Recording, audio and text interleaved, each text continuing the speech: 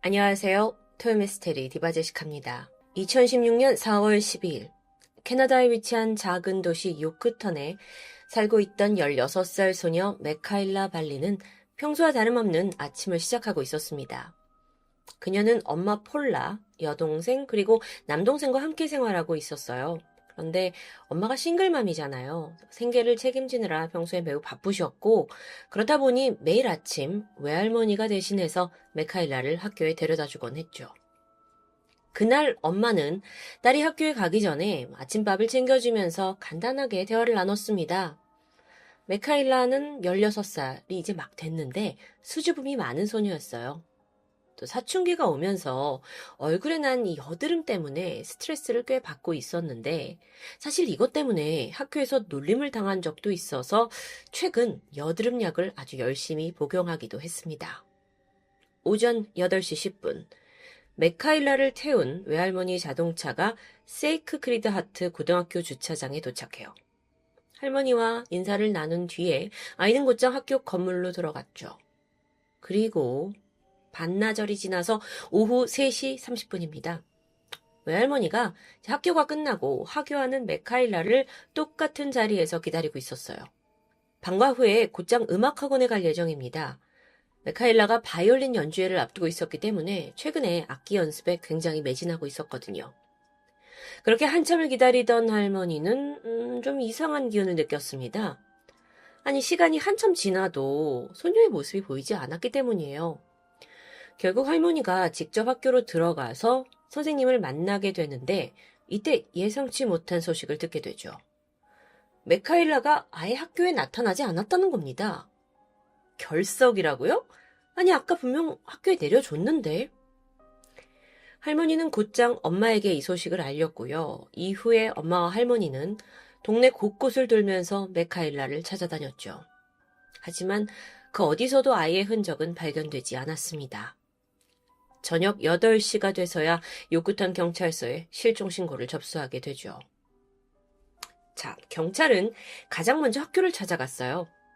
다행히 거기에 메카일라의 흔적이 있었는데 교내 복도에 설치된 CCTV입니다. 그날 아침 8시 22분이었죠. 메카일라가 복도에 있는 자신의 사물함을 열어서 들고 있던 교재를 안에 집어넣습니다. 이후에 백팩을 맨 채 어딘가로 향하게 됐는데 거긴 교실이 아니라 바로 학교 뒷문이었죠. 그렇게 학교를 빠져나간 겁니다. 아니, 도대체 어디로 간 걸까요? 경찰은 이후의 동선을 확인하기 위해서 인근의 CCTV를 모두 수거해서 조사하기 시작해요. 그렇게 다음으로 소녀가 포착된 건 학교 인근의 은행이었어요. 하지만 여기가 아직 영업을 시작하기 전이었거든요. 메카일라가 그 앞에서 은행 문이 열리길 기다리는 듯 했죠. 그리고 잠시 후 영업이 시작되자마자 자신의 계좌에서 55달러, 약 6만 원 정도를 인출합니다. 그리고 이때 오전 8시 55분쯤이었는데 은행 앞에서 메카일라가 누군가와 통화를 하는 모습이 발견돼요. CCTV에 찍혀 있었죠. 통화를 했다? 자, 그래서 경찰이 즉시 휴대폰 기록을 추적해요. 그리고 살펴봤는데 이상합니다. 4월 12일 8시 55분 이날 메카일라 휴대폰에는 통화 기록이 전혀 남아있지 않은 겁니다. 아니, 분명히 비디오에는 통화를 하고 있는데 이게 어떻게 된 일이냐? 혹시 통화를 하는 척 연기하는 걸까요? 그런데 여러분, 메카일라가 휴대폰을 사용하는 모습은 계속해서 다음 CCTV에서도 포착됩니다. 은행을 떠난 후에 메카일라가 향한 곳은 인근에 있는 전당포였어요. 여기서 자기가 끼고 있던 은반지 2개를 팔고자 했던 거예요. 근데 은반지라는 게 큰 돈이 되는 게 아니잖아요. 그래서 전당포 주인이 구입을 못한다라고 거절하게 됐죠. 그러자 메카일라는 인사를 하고 전당포를 떠났는데요. 그리고 오전 9시가 막 지난 시각에 이번엔 메카일라가 같은 동네에 있는 팀 홀튼 매장의 모습을 드러냅니다. 팀 홀튼은 캐나다의 약간 국민 카페라고 불릴 정도로 아주 유명한 커피와 도넛을 파는 매장입니다. 여기에 나타난 메카일라는 이후에 자리를 잡고 앉았죠. 그리고 계속해서 핸드폰을 사용해요. 누군가한테 메시지를 보내는 모습인데요. 심지어 핸드폰에 귀를 대고 뭐라고 통화하는 모습도 찍혀 있어요. 자, 여러분, 경찰도 이걸 봤고, 그래서 통화 기록이랑 대조를 해봤죠. 아니, 근데 그 시각에 통화를 한 기록이 없는 겁니다. 왜 이거 혹시 SNS 통화 어플 아닐까요? 여러분, 한국 카카오에도 보이스톡 기능이 있죠. 메카일라가 이 메신저가 제공하는 자체 통화 서비스를 이용했다면 통화 기록이 남지 않는 게 말이 됩니다. 친구들의 증언에 따르면 그녀는 평소 페이스북, 인스타그램, 왓츠앱, 스냅챗, 그리고 캐나다에서 사용하는 메신저 킥 계정을 가지고 있었고 활발하게 사용을 했죠. 게다가 그 증언을 좀 듣다 보니까 최근에 메카일라가 채팅 어플에 푹 빠져 있었다고 해요. 사실 이 여드름이 얼굴에 막 났잖아요. 그래서 메카일라가 어느 순간부터 외모에 좀 자신감을 잃게 되고 그리고 나서는 온라인상에 있는 친구들한테 의존하는 경향을 보였는데요. 가까웠던 친구 쉘비에 따르면 그녀가 종종 온라인 채팅을 누구랑 주고받는지 막 신나하면서 이야기를 해줬는데 그 수가 적어도 3, 4명은 됐다고 합니다. 특히나 이 친구가 들었던 이름 중에 조쉬라는 남자애가 있었는데요. 게다가 이 쉘비뿐만 아니라 또 다른 친구 에이미도 있는데 실종 전날에 메카일라가 이런 말을 했다고 해요. 채팅 친구 중에 한 명인 크리스토퍼가 자신이 사는 이 요크셔라는 도시에 방문한다는 이야기였죠. 자, 그렇다면 아이가 학교도 빠지고 계속 메시지를 보내고 돈을 찾고 또 카페에서도 뭔가 막 사람을 찾는 듯한 행동을 보인 게 누군가를 기다렸던 건 아닐까요? 그리고 그 인물은 채팅 상대일 수도 있습니다. 여러분, CCTV를 통해서 보는 메카일라의 행동은 확실히 좀 부자연스러웠어요. 9시에 매장에 들어왔죠. 그런데 13분 만에 가게를 나가요. 그리고 40분 뒤에 또다시 같은 카페의 모습을 드러내는데요. 이때 친구 쉘비에게 문자를 한 통 보냈는데 그 내용이 의미심장합니다. 나는 도움이 필요해. 에? 도움? 그런데 20분 뒤에 바로 아니야 해결했어 라는 문자가 도착했죠. 뭔가 이상한데요. 이뿐만이 아닙니다.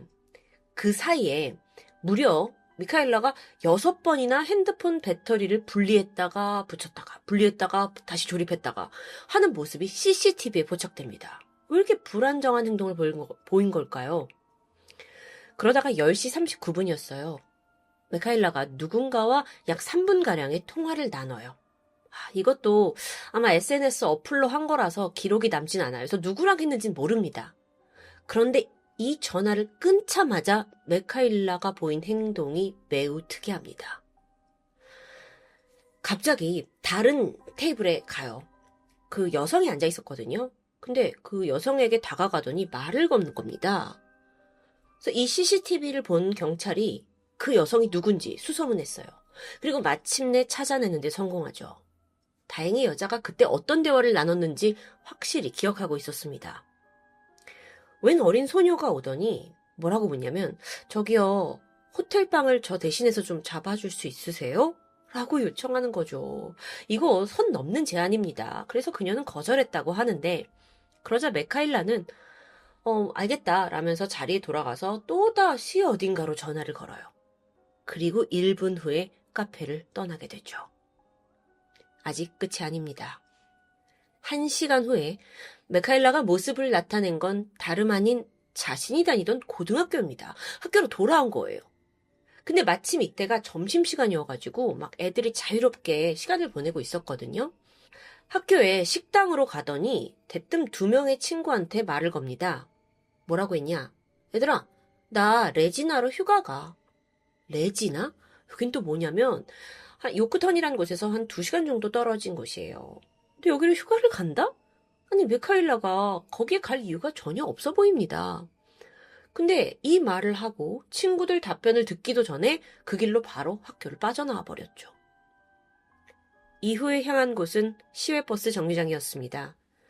매표소 직원한테 레지나행 버스가 몇 시냐? 라고 물었고 직원이 오후 5시에 있다 라고 대답해줘요. 메카일라는 티켓을 사진 않았습니다. 즉각 터미널 식당에 들어가서 감자튀김을 주문했죠. 그리고 잠시 시간을 보내다가 1시 45분경 터미널 식당을 빠져나왔고 이후 영영 자취를 감추었습니다. 핸드폰 전원도 꺼져버렸죠. 여기까지가 메카일라가 실종되기 직전까지의 CCTV 흔적으로 알아본 경로입니다. 여러분 어떤 생각이 드시나요? 적어도 이것만으로 그녀가 누구에게 강압적으로 끌려가거나 또는 범죄와 연루되었다고 보긴 좀 힘들겠죠. 그렇다 보니 경찰 역시도 메카일라가 자발적인 가출을 한 게 아니냐라는 데 무게를 둡니다.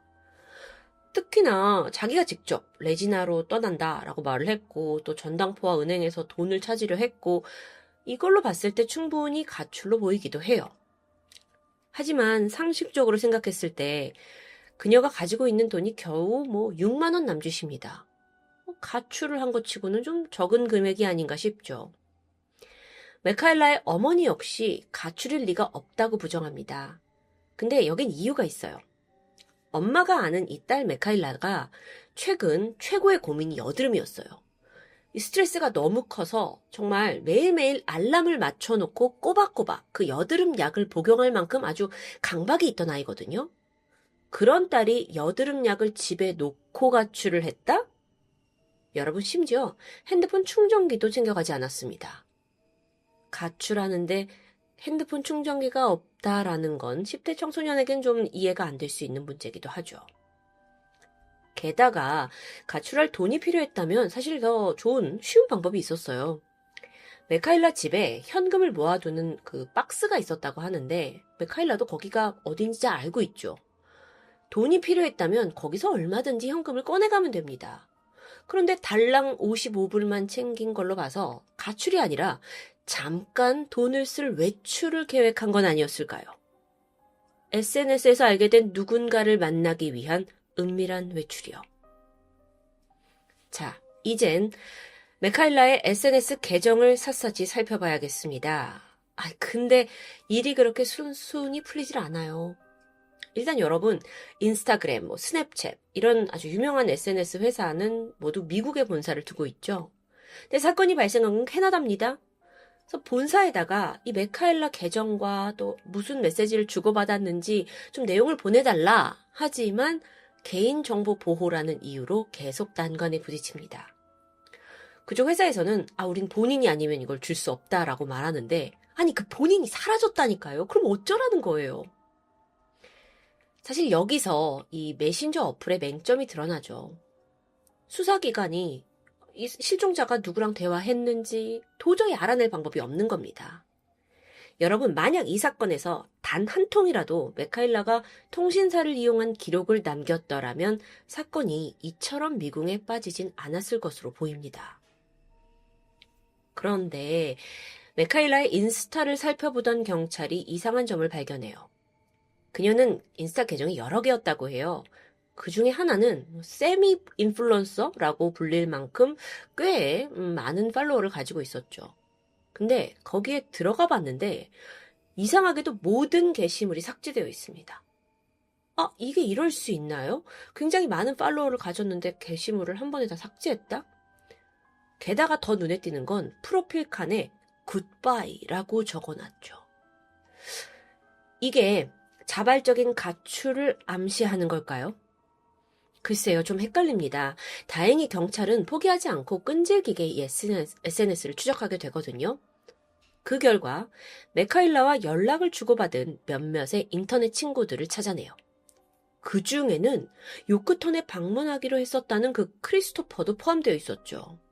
그래서 경찰이 다 수사를 하는데 실종과 관련된 직접적인 증거나 정황은 발견되지 않았습니다. 여러분, 그런데 그러던 중에 이 지역에 메카일라 실종 소식이 쫙 펴졌잖아요. 극적으로 목격자가 등장합니다. 메카일라가 마지막으로 머물렀던 그 터미널 식당, 거기에서 그녀가 한 남자와 함께 가게를 나서는 걸 봤다는 겁니다. 그 증언을 더 들어보니까 같이 갔던 남자가 팔에 무슨 커다란 십자가 모양의 문신을 하고 있었다는데요. 안타깝게도 이 문신이 정보로선 다였죠. 그래서 경찰이 몽타주 배포하고 다 수색하고 나섰는데 또 너무 다행히 이 십자가 문신을 한 남자가 경찰에 직접 나타나요.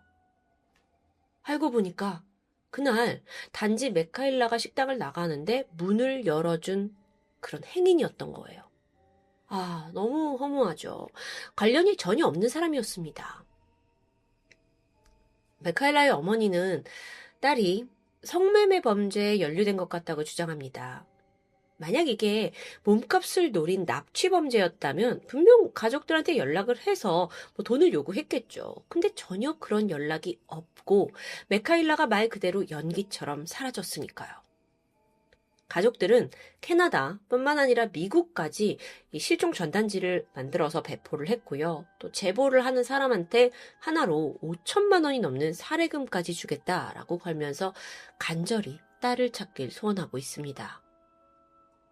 한편 메카일라가 실종 직전 이 카페에서 보여준 그 수상한 행동들, 어딘가로 통화를 하고 통화 후에 진짜 대범하게 수줍음이 많은 소녀인데 막 가서 호텔방을 잡아줄 수 있냐는 이런 행동까지 하고, 어라?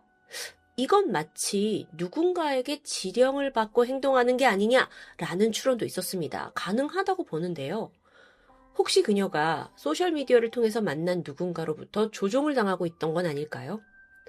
아니면 정말 이게 인터넷 친구를 만나려고 은밀한 외출을 했다가 범죄에 휘말리게 된 걸까요? 그동안 실종 사건에 있어서 휴대전화 통화 내역은 사건 해결에 아주 결정적인 역할을 합니다. 하지만 이제 그 내용마저도 무용지물이 되어버린 세상이 되었죠. 이 정도면 SNS 정보 공개에 대한 법이 바뀌어야 하지 않을까요? 근데 법이 바뀐다 한들 그게 국내에만 한정된다면 정작 유명 플랫폼인 인스타, 유튜브, 틱톡 등에서 문제가 발생한다면 과연 우리는 그걸 어떻게 풀어갈 수 있을까요? 이번 사건을 통해서 과연 이대로 괜찮은가? 라는 생각이 들었죠. 어쩌면 메카일라는 이 허술한 대책의 희생양이 되어버린 건 아닐까라는 생각이 듭니다. 꽃다운 소녀 메카일라는 지금 어디에 있을까요? 지금까지 토요미스테리 디바제시카였습니다. 안녕하세요. 금요사건 파일 디바제시카입니다. 최면 수사. 종종 사건 해결에 핵심적인 역할을 했다는 기사를 본 적이 있습니다. 최면 수사란 게 현장에 있던 피해자나 목격자가 최면을 통해서 당시의 상황을 떠올리게 하는 수사 기법이에요. 또 다른 용어로는 법최면이라고 불리기도 하죠. 그런데요, 여러분, 정말 맨정신에서는 하나도 기억이 없던 게 최면을 걸면 세세한 부분까지 생각해내는 게 가능할까요? 그것도 시간이 많이 지났는데요. 혹시 왜곡된 기억은 아닐까요? 아니면 이게 꾸며낸 거짓말일 수도 있잖아요. 이런 의심에서 시작해서 저는 오늘 영상을 준비했습니다. 사실 국내에서는 최면을 통해 받아낸 진술을 그 자체로 증거로서의 법적 효력을 인정하지 않습니다. 단지 이게 수사의 방향이나 단서를 제시하는 참고자료로만 쓰일 뿐이죠. 그럼에도 불구하고요, 우리나라에는 20명이 넘는 전문 법최면 수사관이 존재합니다. 그리고 이들은 1년에 무려 100여 건 이상의 사건을 최면 수사로 파헤치고 있고요. 오늘은 대한민국에서 최면을 통해 극적으로 해결된 범죄 사건들을 하나씩 소개할까 합니다. 많은 스토리가 준비되어 있기 때문에 사건의 내용은 평소보다 조금 요약해서 전달드리겠습니다. 먼저 몇 년 전 대한민국 부모들을 분노에 떨게 한 고준희 양 실종 사건 기억하시나요? 금사파에서도 다룬 적이 있었는데요. 때는 2017년 12월 8일 전주경찰서에 5살 여자아이 고준희 양의 실종 신고가 접수됩니다. 아이가 20일 전인 11월 18일 엄마가 시장에 간 사이에 집에 혼자 있었는데 갑자기 사라졌다는 신고였죠. 아니, 근데요, 왜 20일이 넘고서야 실종 신고를 하죠? 이 질문에 엄마는 당시 남편과 별거 중이었는데 그 사이에 남편이 아이를 데려간 줄 알았다고 대답합니다. 반면 남편은 아내가 딸을 데리고 있는 줄 알았다는데요.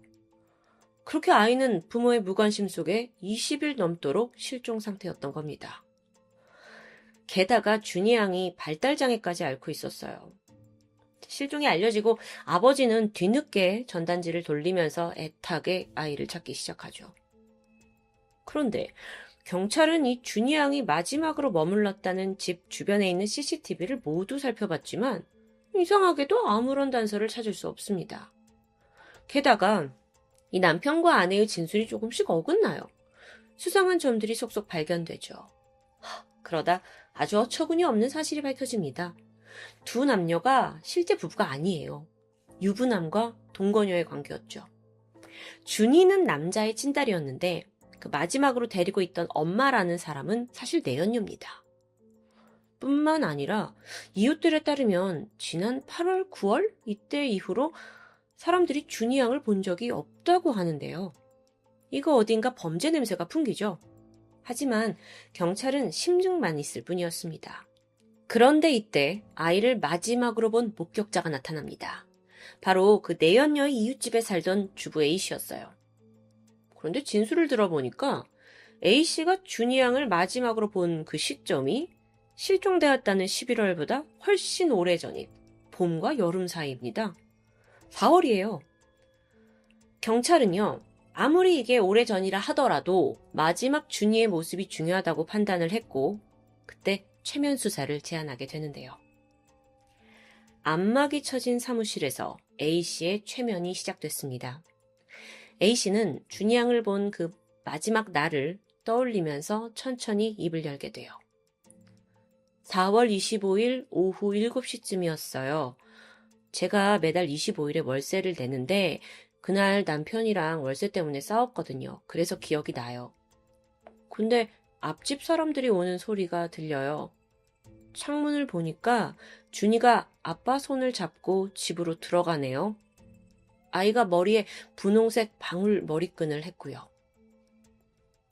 여러분, 분홍색 방울 머리끈, 이게 중요한 단서였습니다. 실제로 이 분홍색 머리끈은 계모의 집이 아닌 친아빠의 집에서 발견돼요. 그래서 경찰이 무슨 일이 일어났다면 이 친아빠의 집이겠구나 싶어서 집 곳곳에다가 약품을 뿌리게 되는데 그 결과 복도에서 혈액 반응이 검출됩니다. 준이 양과 친부 계모의 DNA가 뒤섞여 있었죠. 뿐만 아니라 경찰은 그 A씨의 증언을 바탕으로 4월 25일 전후 가족들의 동선을 추적하기 시작했어요. 알고 보니까 그때로부터 3일 후인 4월 28일 날 경남 하동군의 한 펜션으로 가족 여행을 떠난 사실이 밝혀지죠. 그래서 경찰이 얼른 그 펜션에 찾아가 보게 되는데요. 펜션 주인 B씨, 그는 이게 너무 오래전 일이라 어떤 손님이었는지 전혀 기억하지 못하고 있었습니다. 이때 B씨를 상대로 또 한 번의 최면 수사가 진행되죠. 승용차에서 한 부부가 내려요. 아이는 없는데요? 이로써 경찰은 4월 25일과 4월 28일, 그 3일 사이에 준이 양에게 어떤 일이 생겼다는 걸 직감합니다.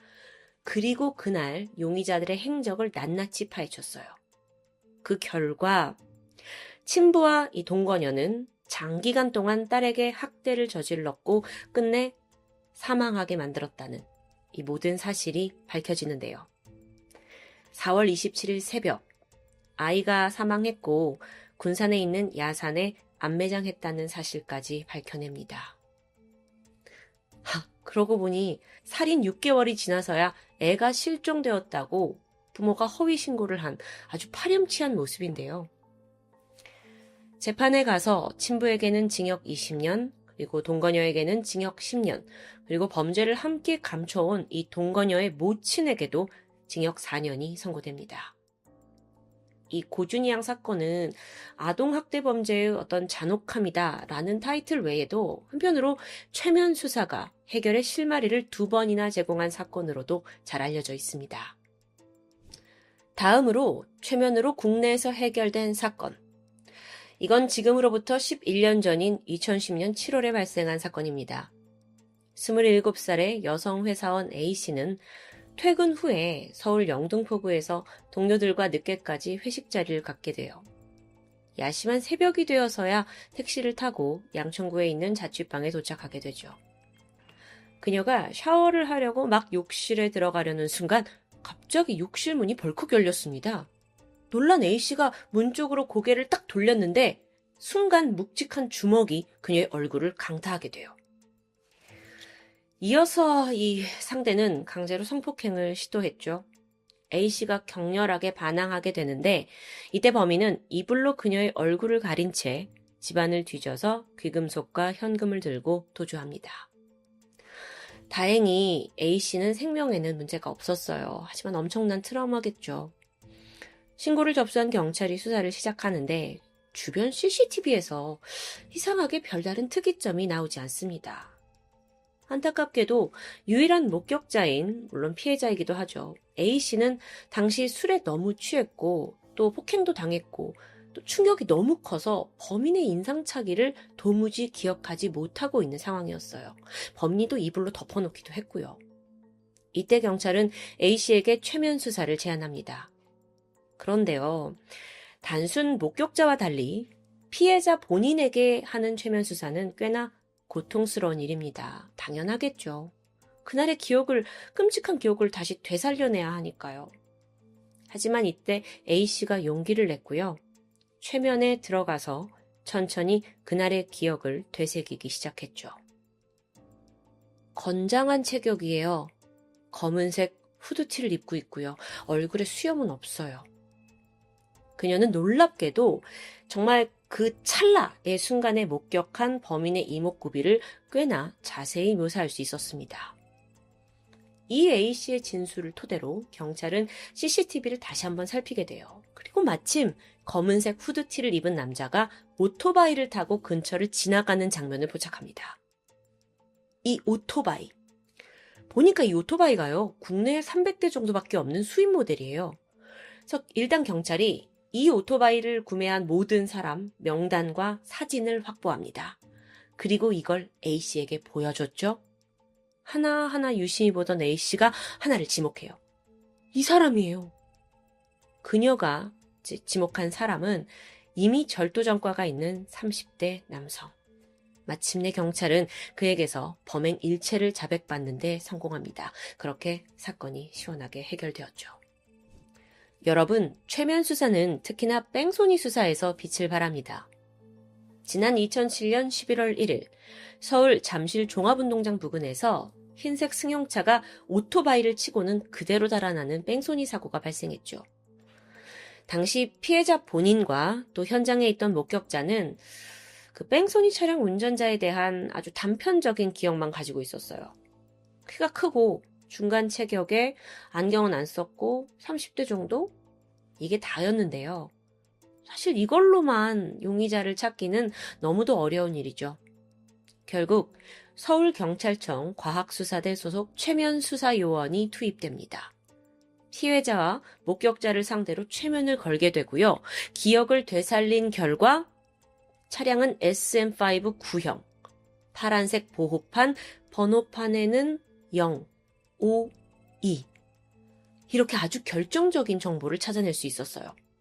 경찰은 이걸 근거로 주변 CCTV와 차량을 다 조회했고요. 마침내 뺑소니 운전자를 검거하는 데 성공합니다. 또 다른 최면 수사가 해결한 사건을 소개하기 전에 잠시 이 궁금증을 좀 풀고 가보려고 합니다. 아니, 최면 수사라는 게 도대체 어떤 식으로 진행되는 걸까요? 우선 전문 수사관이 최면을 걸 때 가장 중요한 건 이 정서적인 안정감과 또 신뢰를 주는 일이라고 합니다. 상대가 극도로 긴장을 했거나 또는 불안하다면 최면에 실패할 확률이 높기 때문이죠. 또한 모든 사람이 다 최면에 성공하는 건 아니라고 해요. 그 마음가짐이나 어떤 성향에 따라서 10명 중에 한 3, 4명 정도는 최면에 실패한다고 알려져 있습니다. 만약에 최면 상태에 성공적으로 빠져들게 되면 이 상대는 수사관의 말에 따라서 모든 감정을 느끼게 되는데요. 예를 들어서 눈을 감고 있죠. 근데 당신이 무거운 사전을 들고 있다고 생각하세요 라고 하면 그는 정말 무거운 걸 드는 것처럼 아주 힘겨워하는 표정을 짓게 됩니다. 최면이라는 건요. 이게 잠자는 것도 또 깨어있는 것도 아닌 수면과 각성 상태의 딱 중간이라고 볼 수 있어요. 이때 우리 뇌에서 알파파와 세타파라는 파동이 발생합니다. 그때가 인간의 집중력이 극도로 높아진 상태인데요. 동시에 청각, 촉각, 후각까지도 다 예민해지죠. 덩달아서 과거에 희미하게 있는 기억, 거의 잊어버린 기억도 마치 눈앞에서 벌어진 것처럼 생생하게 떠올릴 수 있다고 해요. 굉장히 과학적으로 접근하고 있죠. 우리나라에서는 지난 1978년 처음으로 최면수사가 시도됐습니다. 그러다가 1999년에 대한최면수사연구회가 만들어졌어요. 그때부터 본격적으로 법최면 시대가 열리게 되죠. 현재 경찰 연수원에서는요, 최면 수사 교육 과정이 개설이 되어 있고요. 전문적인 인력을 양성하고 있을 정도입니다. 또한 피해자나 목격자가 정말 최면을 제대로 들었는지 확인하기 위해서 뇌파를 더 전문적으로 분석하는 기법도 개발 중에 있고요. 대단하죠? 자, 이제 마지막 사건을 소개해 볼까요? 지난 2015년 2월 새벽 5시, 전북의 한 소도시에 살던 30대 여성 A씨는 회식을 끝내고 집으로 귀가하던 길이었습니다. 그녀가 택시에서 내리게 되는데 그 지점이 집까지 한 도보로 10분 정도 가까운 거리였죠. 그런데 몇 걸음 시작된 지 얼마 되지 않아서 갑자기 A씨는 비명소리와 함께 사라지고 말았습니다. 마침 이때 그 이른 아침에 출근을 하던 트럭 기사분이 비명소리를 들어요. 그리고 급하게 무슨 일이 있나 하고 현장에 달려갔지만 이미 여성은 사라진 후였습니다. 다만 거기에 휴대폰, 핸드백, 하이힐이 덩그러니 남아 있었죠. 명백한 납치범죄였습니다. 다행히 근처에 파출소가 있어서 트럭 기사님이 신속하게 경찰에 신고를 하게 돼요. 지역 경찰서에 비상이 걸렸죠. 곧이어서 300여 명의 경찰관이 투입이 됐고요. 그녀를 찾기 위한 수색이 시작됩니다. 일반적으로 납치 사건의 경우에는 실종이 된 지 8시간까지가 무사히 구출할 확률이 높은 골든타임으로 여겨지는데 수색이 한창이던 중 3시간 만에 근처에서 검문을 하던 경찰이 용의 차량을 발견합니다. 아니 보니까 A씨가 조수석에 앉아 있어요. 근데 의식을 잃었죠. 머리에 피를 흘리고 있었고요. 마침 같이 있던 운전자 B씨가 있었죠. 그 B씨가 긴급 체포됩니다. 아니 이게 너무도 말도 안 되는 상황이잖아요. 왜 옆에 태웠냐고요. 근데 B씨는 강력하게 억울함을 호소해요. 아니 내가 우연히 주변을 지나가다가 이 여자가 누군가한테 이렇게 강목으로 맞고 있는 걸 발견을 했고 구해주려는 마음으로 가까이 다가갔다. 근데 범인으로 보이는 사람이 도주를 해버리면서 나는 다친 이 여자를 병원에 데려가기 위해서 차에 태웠을 뿐이다. 라는 설명이에요. 이걸 우리가 그대로 믿을 수 있을까요? B씨의 주장을 좀 더 살펴봤는데 경찰한테는 이게 어딘가 앞뒤가 맞지 않았죠. 아니, 피를 흘리면서 힘들어하는 여성을 무려 3시간이나 차에 태우고 다녔어요? 3시간 후에 발견됐잖아요. 그러면서 병원은 들리지 않았고요. 이상합니다. 뿐만 아니라 차 안에서 청테이프가 발견돼요. 이게 또 납치범죄에 자주 쓰이잖아요.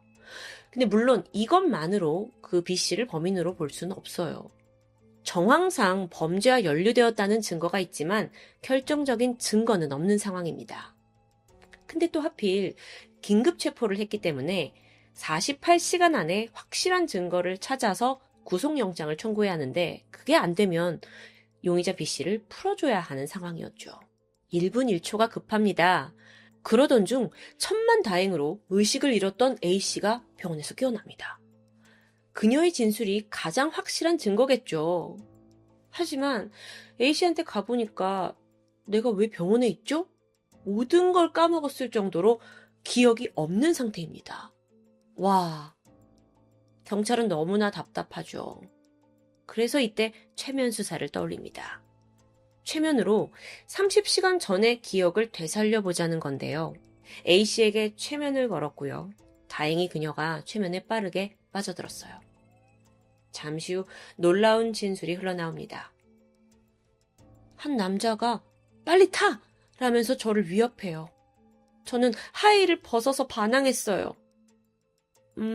외모는 40대? 모자가 달린 검은색 상의를 입고 있어요.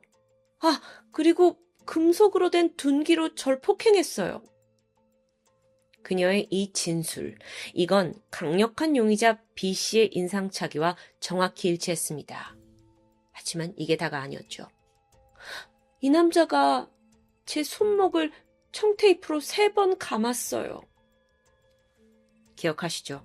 차에서 나온 청테이프.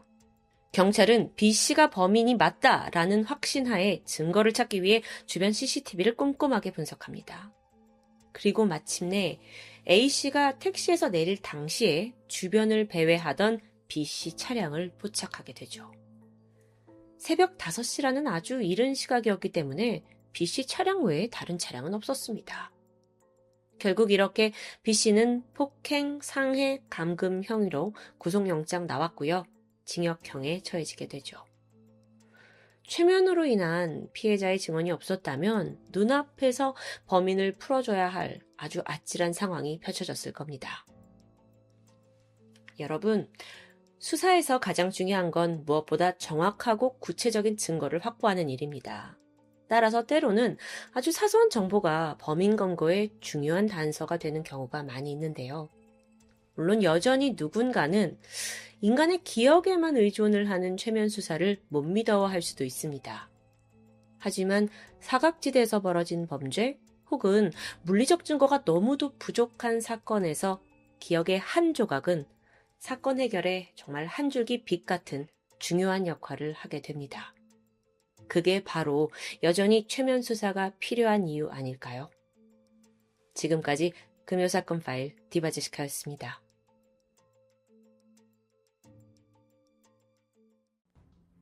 안녕하세요. 토요미스테리 디바제시카입니다. 미스테리라는 것은 참 많은 장르를 포함합니다. 끔찍한 살인, 이해 안 되는 실종 사건 또는 유령이 등장하는 공포 스팟이나 고대 문명이 소개되기도 하죠. 그런데 한편으로 우리가 살고 있는 이 지구에서 일어나는 다소 설명하기 힘든 자연 현상들, 이것 또한 굉장한 미스테리라고 생각됩니다. 인간을 품고 있는 자연, 그 안에는 아직도 우리가 모르는 수많은 미스테리가 숨겨져 있습니다. 이 사진, 사막의 표면에 찍혀있는 발자국 같기도 한 이것, 여러분은 어떻게 보이시나요? 제 눈에는 마치 누군가 인위적으로 이 컴퍼스를 대고 그려놓은 듯한 크고 작은 원이 아닐까 싶었는데요. 하지만 그 크기가 결코 인간이 그런 방식으로 만들어낼 수 있는 규모가 아니었습니다. 이 기이한 원형 무늬, 마치 요정들이 춤을 추고 간 자리 같다라고 묘사되면서 페어리 서클이라고 불리고 있습니다. 이러한 현상이 발견되는 곳은 지구상에서 단 2곳인데요. 바로 아프리카 대륙의 나미비 사막과 호주 필바라 지역입니다. 이 2곳은 무려 10,000km나 떨어져 있을 뿐만 아니라 사막이라는 점만 제외하면 어떠한 공통점도 찾을 수 없죠. 그렇다 보니 도대체 이 넓은 지구에 왜 유독 이 2곳에서만 서클 현상이 일어나는지 궁금증이 생겼습니다. 게다가요, 이 페어리 서클은 한번 만들어지면 그 형태를 그대로 유지하는 게 아니라 마치 살아있는 것처럼 시간이 지남에 따라 성장하기도 하고 크기가 줄어들기도 하면서 사라지기도 합니다. 도대체 이것들의 정체는 뭘까요? 페어리 서클에 대한 연구가 시작된 건 1970년대입니다.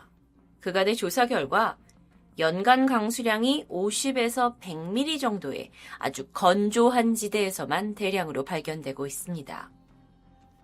크기를 보면 지름이 2m부터 최대 12m까지 다양한 크기로 서클이 형성이 되는데, 이게 또 특이한 게 일정한 간격을 유지하면서 넓은 사막으로 퍼져나갑니다. 겹치는 형태가 아니에요. 정말 또 이상한 건 이 서클의 안쪽에서는 풀이 자라나지 않고요. 바깥쪽에서만 식물이 자라나는 걸 볼 수 있죠. 이 미스테리한 지형을 하늘 높이 위성 사진을 통해서 보면 더욱더 흥미로운 점이 발견되는데요.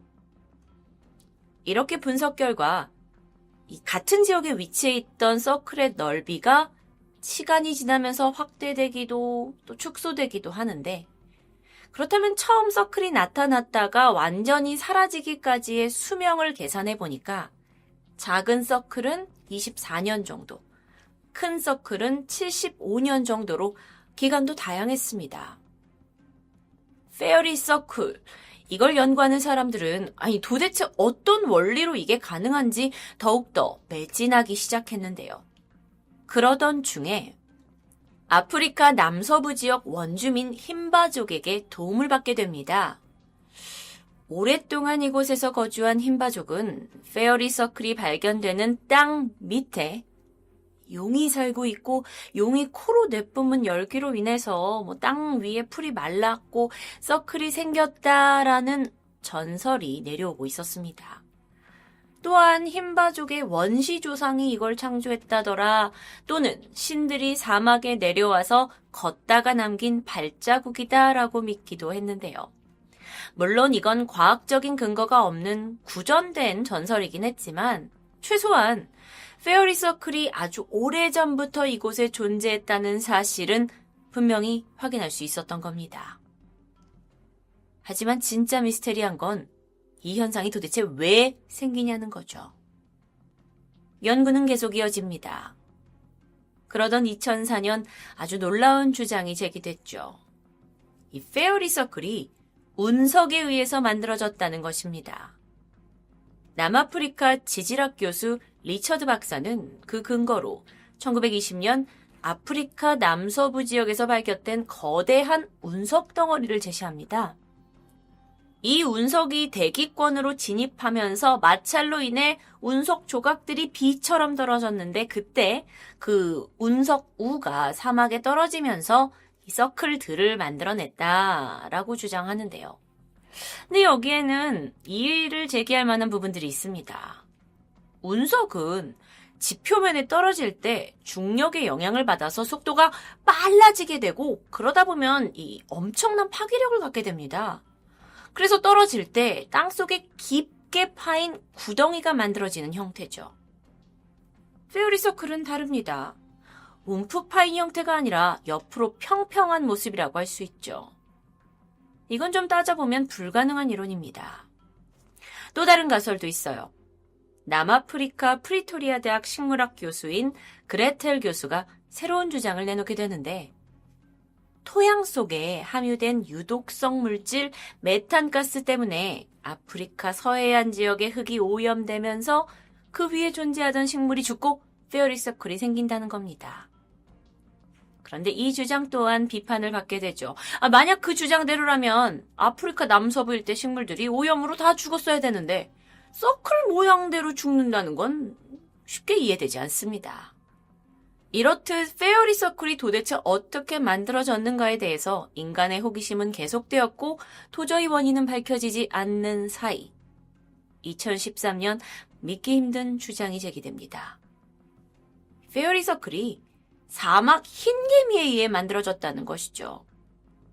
독일 함부르크 대학 노르베르트 위르겐스 교수가 사이언스지에 발표한 논문에 따르면요, 이 사막 흰개미가 이 페어리 서클 대부분에서 발견이 되는데 특히나 새롭게 만들어진 서클에서는 100% 발견된다는 조사 결과였습니다.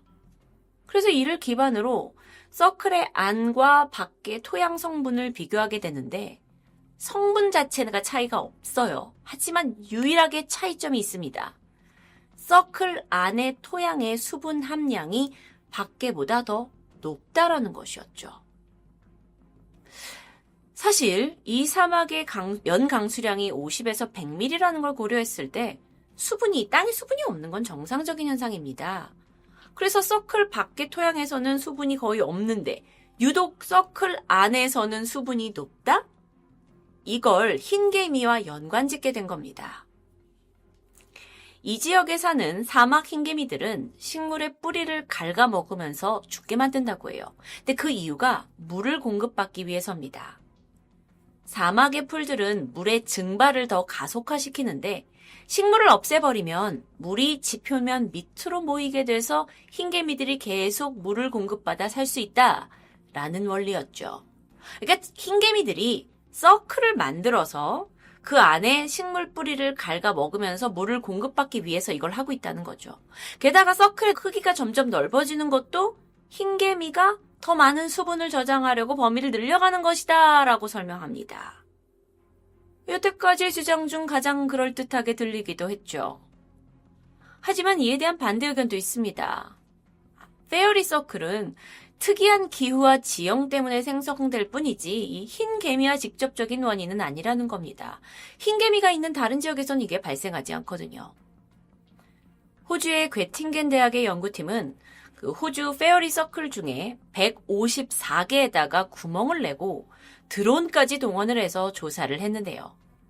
이 호주 지역의 페어리 서클은 폭우 이후에 극심한 열에 의해서 수분이 증발되고 또 토양이 풍화, 이 같은 과정에서 페어리 서클이 만들어진다라고 얘기하면서 흰개미와는 전혀 관련 없다고 주장합니다.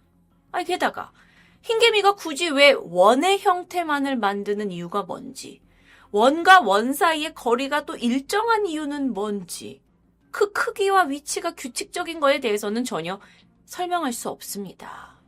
흰개미가 그렇게 규칙적으로 만들었다? 글쎄요. 이렇게 엇갈리는 주장 속에 그나마 가장 합리적으로 인정받는 것은 식물들이 부족한 자원 환경에서 생존하기 위해 스스로 만든 패턴이라는 가설입니다. 그러니까 원형의 무늬가 있으면서 얘가 물을 포획하게 되는데 아까의 원리대로 그 원 가장자리로 물이 흘러 들어가게 만들어지고요. 이게 물의 양이 증가하면 식물 뿌리가 증가해서 토양이 느슨해지죠. 그럼 이 느슨해진 토양이 더 많은 물을 침투시켜서 원화의 가장자리에서 식물들이 자라게 만든다는 가설.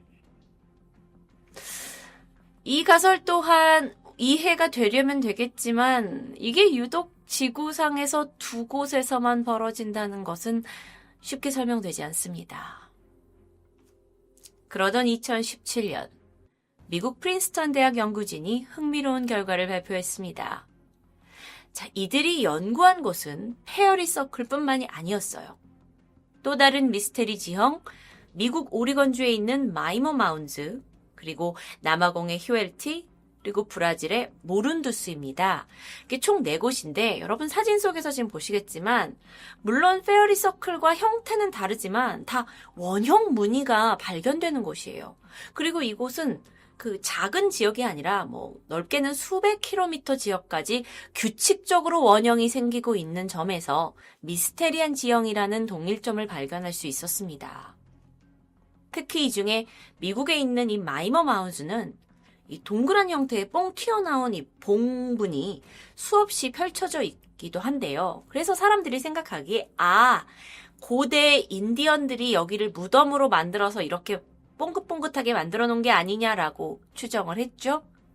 근데 이상하게 이 내부에서 이게 무덤이면 뼈나 부장품이라는 게 나와야 될 텐데 그런 증거가 전혀 나오지 않습니다. 그러니까 이게 인간의 힘에 의해서 만들어진 증거가 없는 거죠.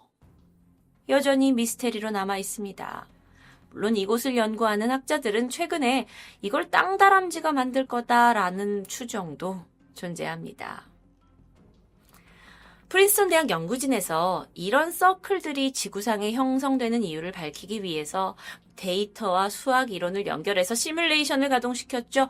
그리고 발견한 연구 결과는 이 원형이 흰개미나 설치류 같은 지하 동물과 식물들이 상호작용을 통해서 만들어낸 공동의 창작물이라고 주장합니다. 그러니까 예를 들어서 페어리 서클은 흰개미가 물을 더 많이 얻기 위해 육각형을 만들면 그 수분을 이용해서 식물들이 질서정연한 뿌리 시스템을 구축하면서 이렇게 서클 형태가 된다라는 것이었는데 이 수많은 원들 사이에서 보이는 특정한 패턴은 제한된 물에 너무 많이 서로 경쟁하지 않기 위해 형성된다고 설명합니다. 점점점 아리송해지는데요. 과연 그게 가능할까 싶기도 하고 실제 이 연구를 비판하는 과학자들도 있죠. 하지만 이 프린스턴 대학에서 내놓은 결과는 동물과 식물 사이에서 일어나는 생태 조직적인 어떤 메커니즘이 있다. 우리가 전혀 모르던 그런 사실을 발견한 데에는 큰 기여가 있다고 평가됩니다. 지금까지 페어리 서클이라는 지구상의 아주 신비한 지형을 보고 들어오셨지만 영 알쏭달쏭해지지 않았나 싶을 텐데요. 맞습니다. 페어리 서클이 어떻게 만들어졌는지, 왜 만들어졌는지 모든 것은 발견 이후 만들어진 가설일 뿐이고 여전히 정확히 규명된 것은 없습니다. 어쩌면 우리에게 진정한 미스테리란 아직 풀지 못한 우리가 살고 있는 이 대자연의 비밀 아닐까요? 토요미스테리 디바제시카였습니다. 안녕하세요. 토요미스테리 디바제시카입니다. 1979년 1월 30일 이곳은 개항한 지 얼마 되지 않은 일본 나리타 공항입니다. 그날 오후 6시에는 화물기인 브라질 바리국 항공 967편이 일본에서 출발을 해서 중간에 미국 LA와 파나마를 거쳐 브라질로 도착하는 스케줄이 잡혀 있었죠. 이날 비행기는 기장 길베르코 씨를 포함해 승무원 총 6명이 타고 있었습니다. 그런데 그날따라 출발 직전 이 항공기 주변의 경비가 매우 삼엄해 보였는데요. 이유가 있습니다. 화물기 안에는 약 20톤의 기계 화물 외에도 브라질의 피카소라 불린 유명 일본인 화가 마나부나베의 작품 150여 점이 함께 있었기 때문입니다. 마나부나베, 그는 일본에서 태어나 10살이 되던 1934년 부모님을 따라 브라질로 이민을 가게 됩니다. 이곳에서 커피 농장에서 일하기 시작했고 이후 같은 이민자들의 삶의 애환과 생활상을 소재로 그림을 그리곤 했는데 어느 날 그의 소질을 알아본 지인의 공유로 그 국제 콩쿠르에 도전했고 여기서 상을 받으면서 서서히 화가로 주목받게 되죠. 시간이 지나고 그가 브라질에서 위상이 높아지자 결국 1979년 그토록 바랬던 조국 일본에서의 개인전을 열게 됩니다. 이렇게 성공적인 전시회가 끝나고 그림 150여 점을 바리그 항공 967편에 싣고 브라질로 돌아올 예정이었죠. 참고로 이때 실은 그의 작품의 가치는 약 20억엔 정도로 추정됩니다. 작품들이 하나씩 항공에 실렸지만 비싼 거다 보니까 평소보다 시간이 더 걸린 것 같아요. 결국 예정된 출발 시간 6시에서 2시간 반이나 넘긴 저녁 8시 20분이 되어서야 비행기가 공항에서 이륙을 시작합니다. 아시다시피 비행기는 실시간으로 관제탑에 현재 어느 위치에 있는지 통신을 보내는데요. 967편 또한 이륙한 지 30분 후 이 비행기의 위치 정보를 알려옵니다. 자, 그러면서 이때 이 다음으로 내가 어떤 특정 위치에 도착을 해서 그때 통보를 하겠다. 그게 약 9시 23분쯤 될 거다라고도 남기게 되는데요. 그런데 저녁 9시 23분이 한참 지나고도 아무 연락이 없습니다. 그런데 당시에 나리타 관제탑에서는 이 부분에 대해서 당장 큰 문제라고 여기진 않았습니다. 그 이유가 1970년대에는 여전히 이 무선 통신에 이슈가 있을 수 있고 특히나 국제선에서는 비행 중에 주파수를 변경해서 통신이 끊기는 일이 종종 있었기 때문입니다. 따라서 오작동했나 보다 라는 생각에 별다른 조치를 취하지 않게 되죠. 그렇게 시간이 흘러 비행기가 떠난 지 12시간 후 967편은 예정대로 연료를 충전하기 위해 미국 LA 공항에 착륙하기로 되어 있습니다. 하지만 비행기는 모습을 드러내지 않았죠. 좀 더 기다려보던 관제탑이 이 비행기가 지금까지 상공에 있다면 이건 연료가 완전히 떨어지는 시점일 텐데? 그때 문제의 심각성을 깨닫게 됩니다. 부랴부랴 관제탑은 967편이 혹시 태평양 연안의 어떤 다른 공항에 착륙한 게 아닌가라는 정보를 확인해보지만 그 어디에도 기록은 없었습니다. 관계자들은 이제 이게 엄청난 조난 상황임을 파악했고 바리그 항공 967편의 마지막 흔적부터 이후의 행로를 따라 대규모 수색을 시작하지만 이상합니다. 비행기는 마치 증발해버린 듯 전혀 흔적을 남기지 않았죠. 물론 항공기 내부에는 보이스 레코더나 기록 장치가 탑재되어 있기 때문에 어떤 형태로 추락을 해도 일주일 정도는 계속해서 전파를 발신한다고 합니다.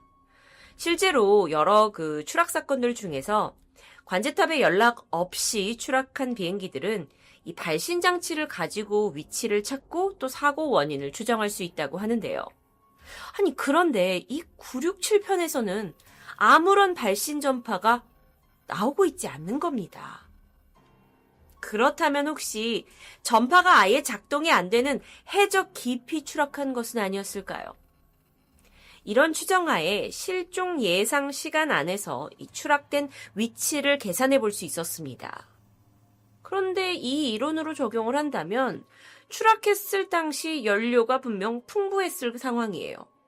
그렇다면 추락하면서 해면에 연료가 흘러나와 있을 가능성이 큽니다. 하지만 수색대의 보고에 의하면 어느 곳에서도 연료의 흔적은 찾지 못했고요. 당연히 기체의 잔해도 없었습니다. 그렇게 시간은 흘러갑니다. 한간에서는 계속 비행기가 완전히 발견되지 않으니까 난기류를 만나서 휘말렸다 또는 금속 피로로 인해 기체 파손이 됐다. 여러 가지 추정이 나오게 됩니다. 혹은 극단적으로 폭탄이 장치되어 있어서 아예 폭파당했다라는 가설이 나돌기 시작하는데요. 그렇다면 잔해라도 있어야겠죠.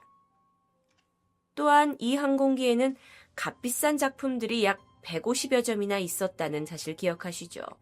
그래서 화가 마나부나베가 보험금을 탈 목적으로 조난을 위장한 게 아니냐라는 의견이 나오는데요. 화가는 말도 안 된다며 부정합니다. 분명 그에게도 아주 소중한 작품이었을 테니까요. 이런 것들이 아니라면 혹시 화물기 내부에 문제가 생겨서 산소가 부족해지고 이에 조종사들이 실신한 것은 아닐까요?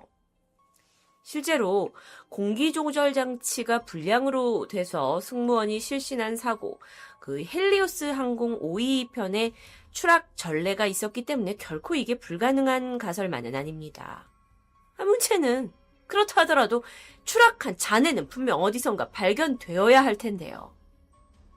혹시 납치? 기장님이 어떤 마피아나 이런 세력에 매수돼서 바다 한가운데 비행기를 불시착시키고 잠수함으로 물자를 운반했던 건 아닐까. 영화 같은 스토리죠. 하지만 그렇다고 하기에 그날 기장이었던 길베르토 씨는 20년간 23,000시간의 비행을 하는 베테랑으로 당시 회사에서도 상당히 인정받고 있었습니다. 그가 가볍게 범죄나 어떤 스파이 활동에 손을 댈 사람처럼 느껴지진 않았는데요. 그는 1973년 기내에서 화재가 발생한 위급 상황에서도 불타는 기체를 착륙시키는 데 성공해서 기적을 이뤘다라는 소리를 들은 적도 있습니다. 이것도 저것도 도저히 아니라면 이젠 아주 마지막 흥미로운 가설에 눈을 돌리게 됩니다. 일명 마의 삼각지대, 버뮤다 트라이앵글 알고 계시죠? 이곳은 플로리다 반도 끝에서 대서양에 있는 푸에르토리코 그리고 버뮤다 제도를 잇는 삼각형 해역입니다. 유난히 이곳에서는 많은 항공기와 선박들이 사라지고 있는 것으로 유명하죠. 토요미스테리에서도 진행한 적이 있고요. 그나마 이곳에서 살아 돌아온 사람들에 의하면 이 지역에 진입을 하면 멀쩡하던 배나 비행기가 갑자기 기계 결함을 일으키고 또 밖에서는 이상한 빛이나 짙은 안개 현상이 보여진다고 전해집니다. 또한 여기서 실종될 경우에 어떠한 잔해조차 남지 않는다고 하던데요. 아니, 일본 해안 근처에서 사라진 항공기를 이야기하다가 왜 갑자기 버뮤다 트라이앵글이냐고요? 지구본을 두고 버뮤다 트라이앵글 지점에서 반대편 비슷한 적도 지점에 또 다른 미스테리한 해저 지역이 존재합니다. 여기가 바로 드래곤 또는 아시안 트라이앵글이라고 불리고 있는데요. 여기에서도 배가 항공기가 사라지는 일이 종종 발생하고 1949년 4월 실종된 화물선 쿠레시오를 시작으로 수십 척의 선박과 승무원들이 이곳에서 사라졌습니다. 그리고 브라질의 바리그 항공 967편 또한 바로 이곳에서 사라졌던 겁니다. 버뮤다 트라이앵글이든 드래곤 트라이앵글이든 이 실종 현상의 원인은 무엇일까요? 오랫동안 여기에 관심을 두고 연구하는 이들이 존재합니다. 그들의 주장에 의하면 가장 유력한 가설의 중심에는 바로 메탄하이드레이트가 있습니다. 메탄하이드레이트는 메탄가스가 해수에 식혀지면서 바다 안에서 이렇게 눈처럼 또는 샤베트처럼 굳어진 상태를 말하는데요. 이 약간 얼음덩어리 같은 상태의 물질에 불을 가까이 대면 무섭도록 활활 타오릅니다. 그래서 다른 이름이 불타는 얼음이라고 불리기도 하죠. 버뮤다 트라이앵글의 해저에 메탄하이드레이트가 상당량 존재한다고 합니다. 그래서 이것이 실종의 원인이 된다는 이야기. 그러니까 해저에서 화산이 분화가 됐어요. 그러면서 메탄하이드레이트가 뜨겁게 데워졌죠. 그러면 메탄가스의 거품이 발생하면서 해상의 모든 것들의 부력을 빼앗아 바닷속에 폭발이 일어나고 큰 구멍이 뚫리면서 배가 빨려 들어가게 된다는 겁니다. 이 침몰은 아주 짧은 시간에 일어나기 때문에 미처 구조 신호를 보내지 못하고 부력이 없어지면서 배의 잔해나 시신마저 물 위로 떠오르지 않는다고 설명하는데요. 또한 이 폭발이 일어날 때 플라즈마가 발생하면서 해상에 있는 기계에도 영향을 미치고 기계 트러블을 일으킬 수 있다. 혹은 비행기가 이 상공을 지나가면 엔진에 메탄가스가 흡입이 되면서 기내에 산소 부족이 되고 불완전 연소를 일으켜 추락할 수도 있다라는 주장입니다. 다소 어렵게 느껴지실 수 있지만 가설만으로는 충분히 가능할 것 같기도 한데요. 특히나 이 아시안 드래곤 버뮤다 트라이앵글에서는 수십 년 전부터 계속 기계 오작동이나 실종 사건이 이어져 왔고 이곳의 자기장이 불안정하다라는 평가도 받고 있기 때문에 게다가 만약 이곳 지하에 메탄하이드레이트 매장량이 풍부하다면 이 모든 것은 다 설명되지 않느냐 하는 주장입니다. 저는 사실 이번 미스테리 준비를 하면서 처음으로 그 아시아권에도 우리만의 버뮤다 트라이앵글이 있다라는 것을 알게 되었는데요. 실제로 이곳에서 실종이 됐던 그 사례들을 살펴보면 상당히 놀라웠습니다. 이후 바리그 항공 967편을 찾겠다는 수색은 물심양면 계속됩니다. 하지만 결국에 찾지 못했고요. 지금까지 이건 미스테리 미제 사건으로 남아버렸습니다. 그럼 결론은 무엇이냐? 항공 전문가들은 이 비행기가 일본 해구에서 아주 깊은 심해에 수몰된 것이다 라는 추측성 결론에 이르게 되죠. 한편으로는 궁금합니다. 마나부 마베, 그는 자신의 귀중한 작품들을 이 화물기에 실었었고 한 번에 모두 잃어버리게 됐는데요.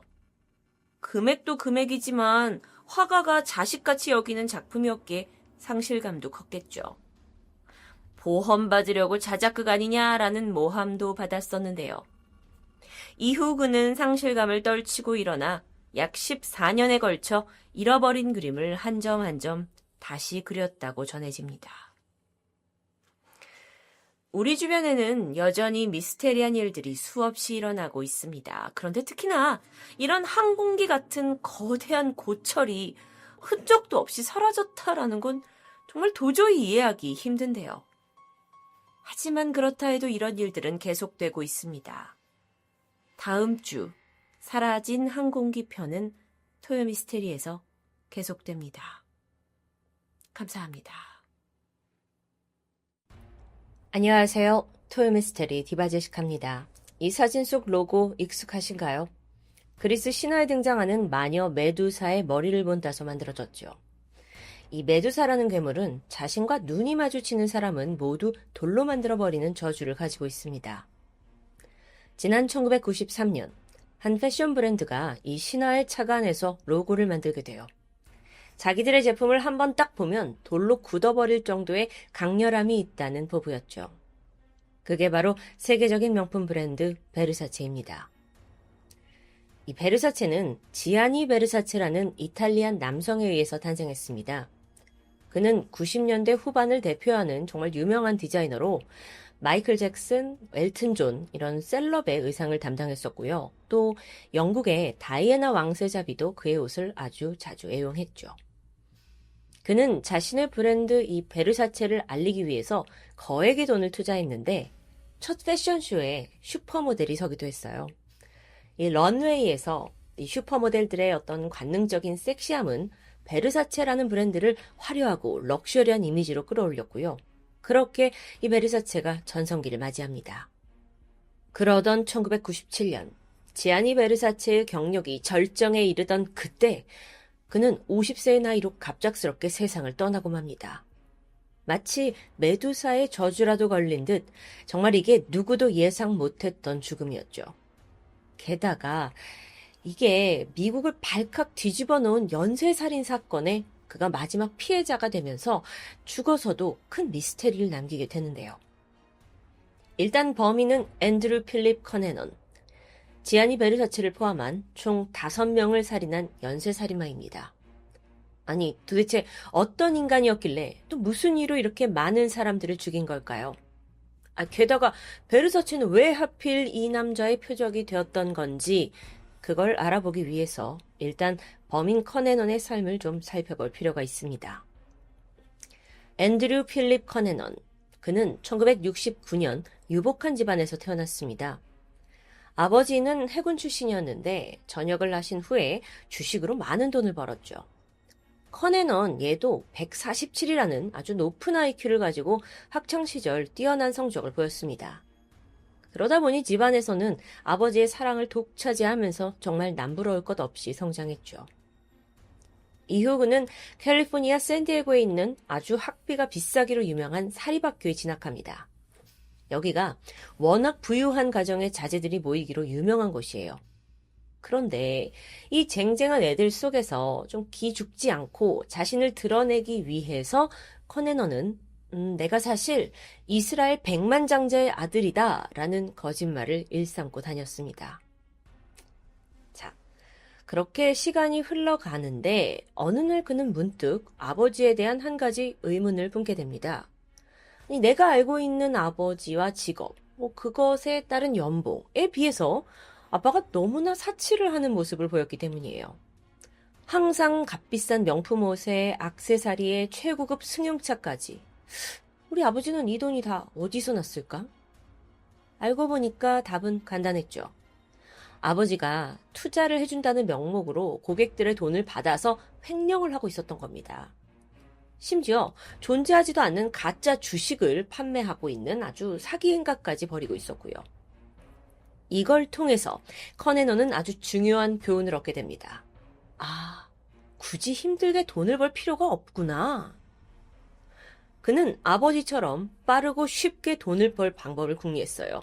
그러다가 찾은 게 사회의 가장 밑바닥에서였죠. 바로 마약 거래와 성접대입니다. 이후 그는 마약을 하고 거래를 하고 또 몸을 팔면서 살아가기 시작해요. 그렇게 이제 소위 매춘부가 됐잖아요. 그러면서 자신이 동성애자라는 성정체성도 깨닫게 됩니다. 머지않아 이게 가족들에게 알려졌는데 특히나 해군 출신이던 아버지는 정말 길길이 날뛰었죠. 어릴 적부터 똑똑하고 부족할 거 없이 다 키운 아들인데 자기 자부심이었는데 갑자기 매춘부의 동성애자? 이게 아버지는 받아들일 수 없었던 겁니다. 결국 커네넌은 이 아버지와의 큰 갈등 끝에 대학을 자퇴했고 그 길로 집을 떠나 샌프란시스코로 이주합니다. 자, 이렇게 부모의 통제에서 벗어나 자유를 얻은 그는 더 화려하고 또 위험한 반문화에 빠져들어요. 마약 파티와 또 문란한 성생활을 마음껏 즐겼죠. 돈을 벌기 위해서라면 부유한 돈 많은 노인들한테 자신의 성을 파는 걸 마다하지 않았고요. 그 대가로 받게 되는 높은 용돈에 아주 만족스러워했습니다. 실제로 그는 당시 한 달에 300만 원이 넘는 돈을 이렇게 벌었고 거기에 고급 자동차와 여행도 덤이었고요. 하지만 이 삶은 그리 오래가지 못했습니다.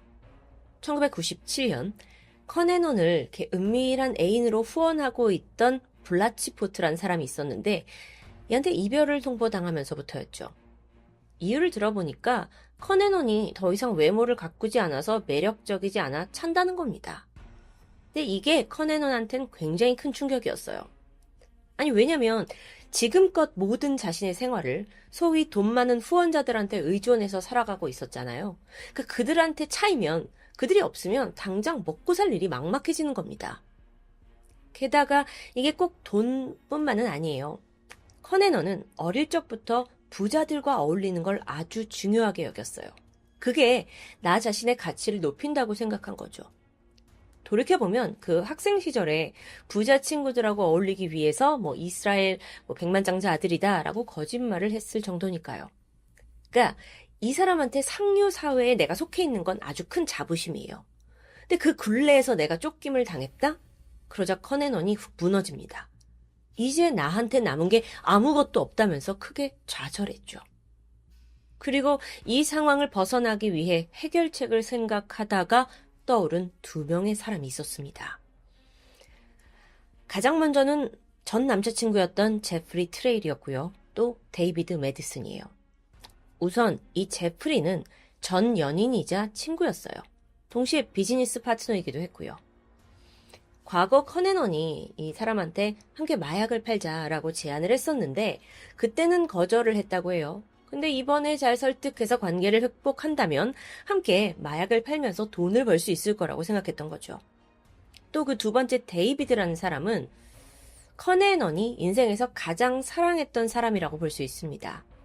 룸메이트 증언에 따르면 커네넌에게 데이비드는 정말 삶 그 자체였다고 해요. 그래서 데이비드를 위해서 모든 걸 포기하고 다른 곳으로 이사를 하려고 하기도 했을 정도니까요.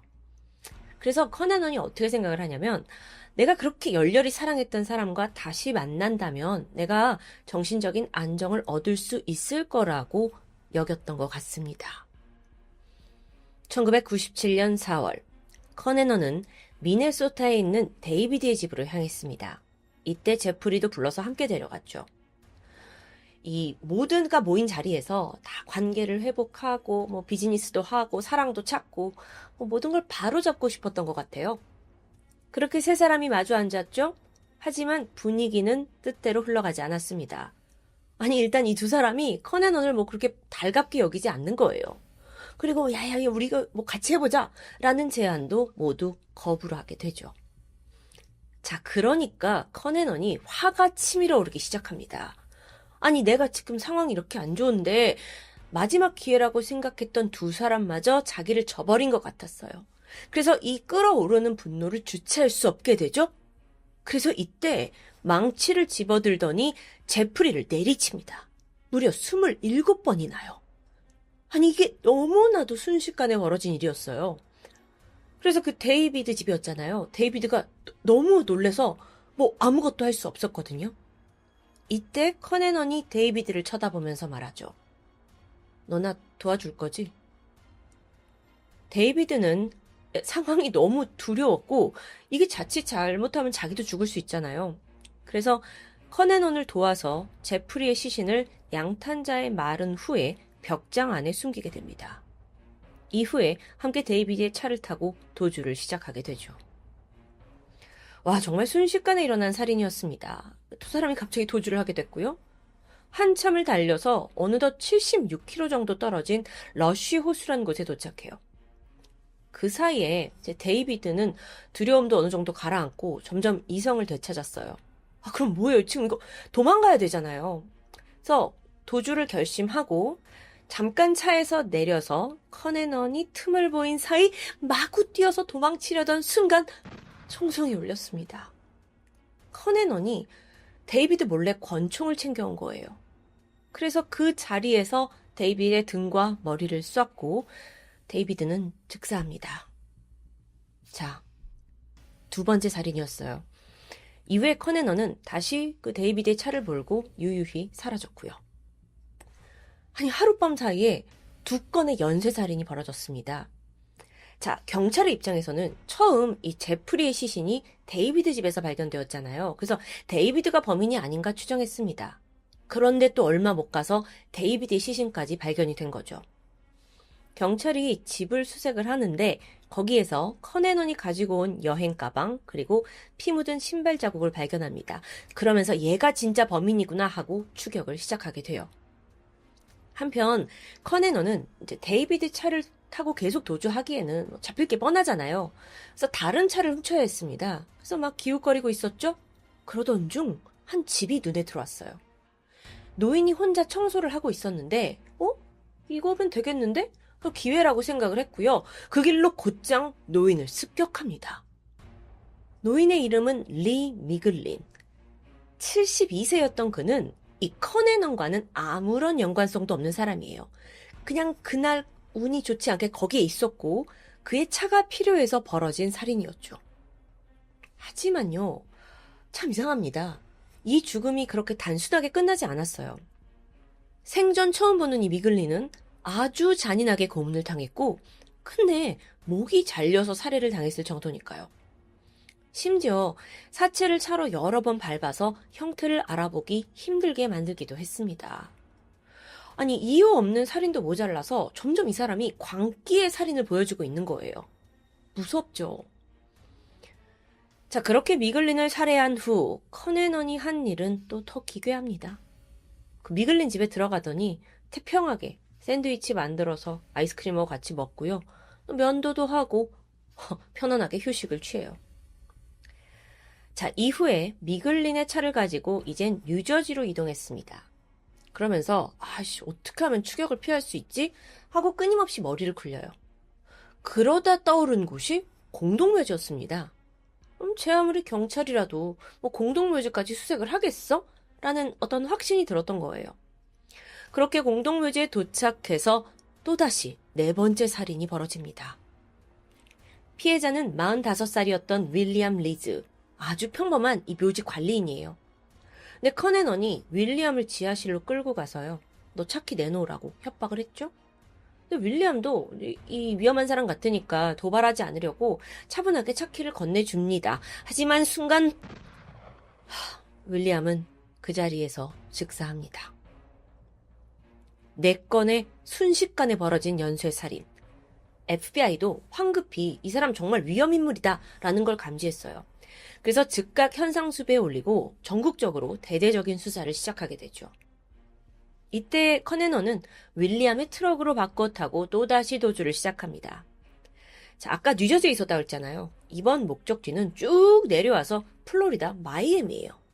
왜 마이애미야? 갑자기? 여기에 지아니 베르사체가 살고 있었습니다. 이전에 좀 충동적인 분노에 의해서 죽였던 제프리와 데이비드, 그리고 도주를 위해서 무차별로 죽였던 미글린과 윌리엄. 이 앞서 4명과 달리 커네넌은 베르사체 건에 있어서는 아주 치밀한 계획을 가지고 접근합니다.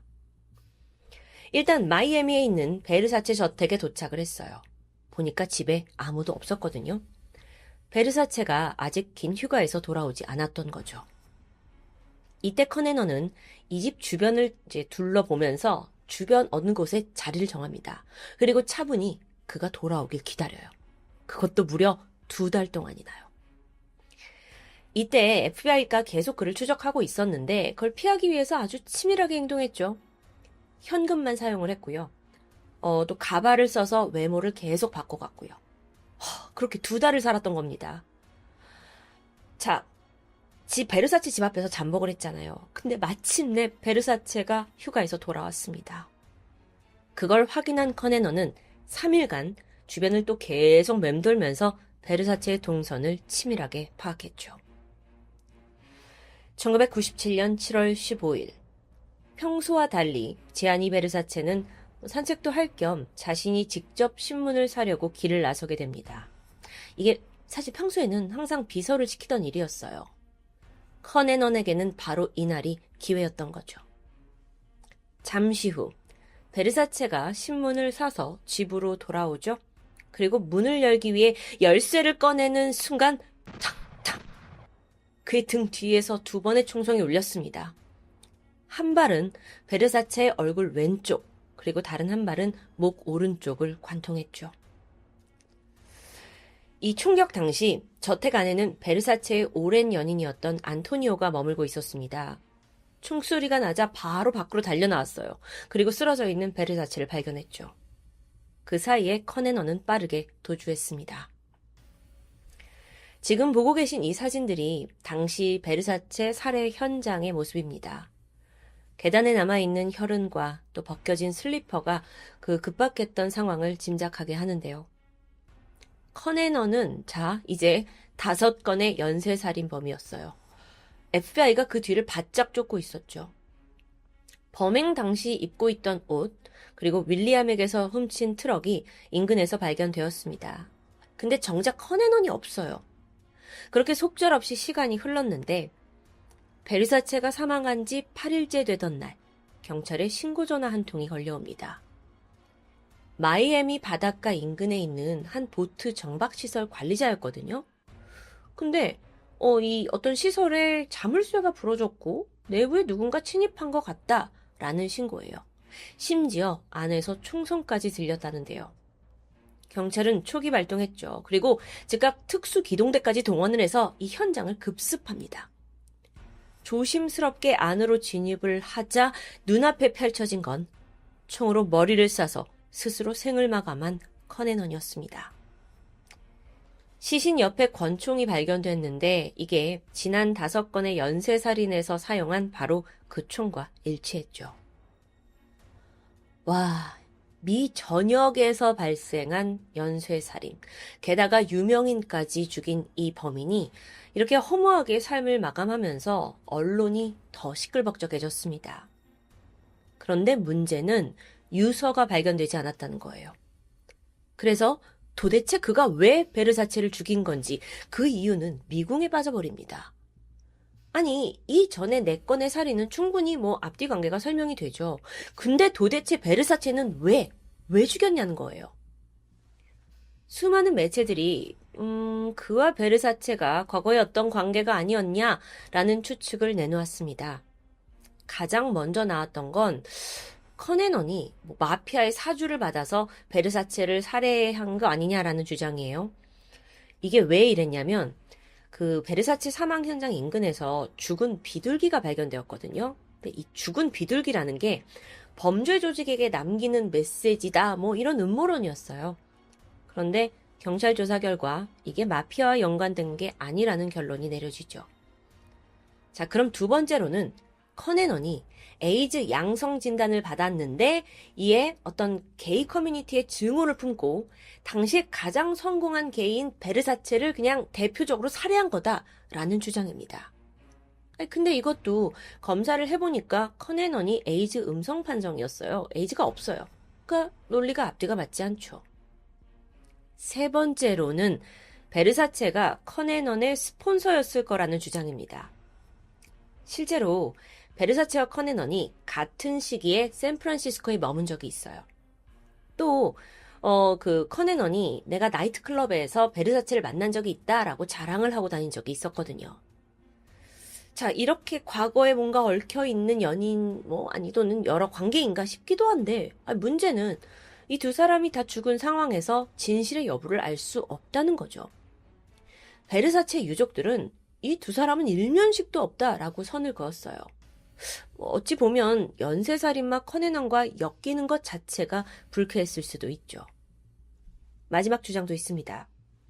특별한 이유가 없는 그저 사이코패스의 연쇄살인이라는 것이었죠. 특히나 그는 자신과 아무런 관련이 없는 피해자들을 너무도 잔혹하게 살해하는 다분히 사이코패스적 성향을 드러냈어요. 그러고 보니까 베르사체라는 사람은 당시 게이들 사이에서 가장 이제 선망받고 성공했고 유명한 사람이에요.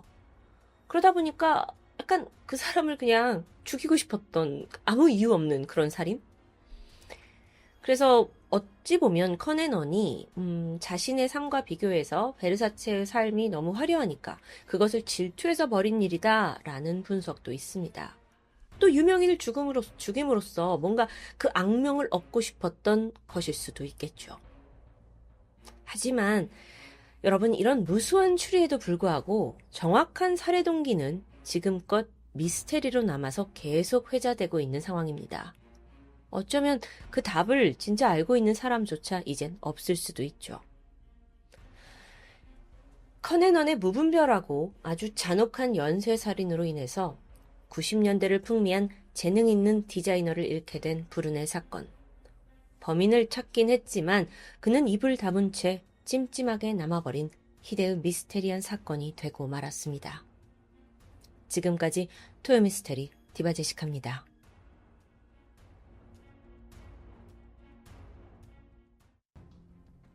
안녕하세요. 토요미스테리 디바제식합니다. 광활한 영토에 13억 명의 인구, 56개의 수많은 소수민족이 살고 있는 중국에는 옛날부터 각 민족들의 여러 문화와 언어, 건축 양식이 다양하게 존재해왔습니다. 간혹 TV에서 보여주는 그 중국 소수민족 마을은 정말 신세계였는데요. 그러다 보니까 코로나 전에는 이 소수민족 마을만 다니는 여행 패키지가 있었을 정도죠. 홍콩 출신의 탐험가 황효무는 이 중국의 곳곳을 다니면서 그 탐험을 기반으로 해서 24권의 책을 출판한 작가인데요. 또 사진도 찍어서 만드는 포토 저널리스트로 그 40년 넘는 경력을 가지고 있습니다. 동시에 다큐멘터리를 제작하기도 했죠. 그는 현재 중국에서 가장 유명한 탐험가 중 한 명으로 인정받고 있다고 하는데요. 특히나 지난 1982년부터 86년까지 내셔널 지오그래피 소속으로 활동을 하게 되면서 그때 6개의 탐험을 이끌어냅니다. 그런데 그중 하나가 황효문이 평생 집착할 만한 과제를 안겨주게 됩니다. 1985년 그 황효문과 내셔널 지오그래픽 팀이 중국에서 가장 긴 양쯔강을 탐험하는 원정을 떠나게 돼요. 그런데 그 와중에 구이저우성 북부와 스촨성 남부에 있는 한 절벽에서 놀라운 광경을 목격하게 됩니다. 사진을 보시면 절벽이 약 90m 정도 되는 높이에 매달려 있는 관 무리를 발견한 거죠. 하나의 관이 아니라 여러 개의 관입니다. 여러분, 건물 한 층을 3m로 봤을 때 90m는 약 30층 높이의 절벽입니다. 도대체 어떻게 이렇게 높은 곳에 관을 매달아 둔 걸까요? 사실 이건 황효문이 발견하기 전에 훨씬 전인 1940년에 유물 전문가들에 의해서 목격된 적이 있는 곳이에요. 정확한 장소는 스촨성 남서부의 공쉐현이라고 말을 하는데요. 여긴 약 90에서 120m 정도 높이의 절벽 위에 100여 개의 관이 매달려 있습니다. 그 자체가 굉장히 경이롭고 미스테리하죠. 처음 발견됐을 때는 건축가, 인류학자, 민속학자, 예술가까지 다 뜨거운 주제로 떠올랐지만 문제는 누가, 어떻게, 왜 절벽 매장을 했는지는 명확히 밝혀지지 않은 채 미스테리로 남아버립니다. 그렇다면 도대체 얼마나 오랫동안 이렇게 있었던 건지 궁금해지는데, 그래서 중국 고서의 기록을 살펴보면 중국의 동진시대 왕족 평화백과사전이라는 저서에 절벽관이라는 단어가 등장합니다. 또한 960년에서 1279년까지 번성한 송나라 시대의 학자 소백온의 책에도 자세한 묘사가 있었어요. 새와 원숭이조차 손댈 수 없는 높이의 동굴의 관이 있다. 관은 크기가 각각 다르며 지역 사람들은 이걸 천체의 무덤이라고 부른다. 자, 이걸로 봐서 분명 이런 절벽에 매달린 관들이 아주 오래전부터 존재했다라는 것은 알게 됐지만 여전히 명확하게 어떻게 그렇게 만들어졌는지에 대해선 답을 못 찾는 듯 했죠. 현대에 기록된 것을 좀 볼까요? 1946년 이 절벽 아래로 관 6개가 떨어져 버립니다. 그러면서 자연스럽게 우리에게 존재가 알려지기 시작했죠. 이후 1974년에는 이 중 10개의 관을 발굴해서 연구한 적도 있어요. 그때 밝혀진 바에 따르면 일단 이 관에 쓰인 나무가 아주 단단하고요. 잘 썩지 않는다는 특성이 있습니다. 또한 이 관들 중 상대적으로 밑에 쪽에 매달려 있는 건 유골 안에 있는 그 입혀진 옷이 한두 겹의 단순한 옷이었어요. 그런데 더 위쪽에 매달린 관의 유골에는 평균 6개에서 10겹의 옷이 입혀져 있었죠. 심지어 어떤 건 29겹의 상의, 그리고 13겹의 하의가 입혀진 경우도 있었어요. 그리고 안에 있는 부장품도 화려했죠. 즉, 죽기 전의 신분에 따라서 또는 부의 능력에 따라서 이 절벽에 매달린 높이가 달랐을 거라는 추정이 가능합니다. 탐험가 황효문이 절벽관을 발견한 이후인 1986년 그가 중국 탐사 연구협회를 설립해요. 그리고 또 중국에 이런 사례가 있는지 각종 고대 묘지를 쫓아다니게 되죠.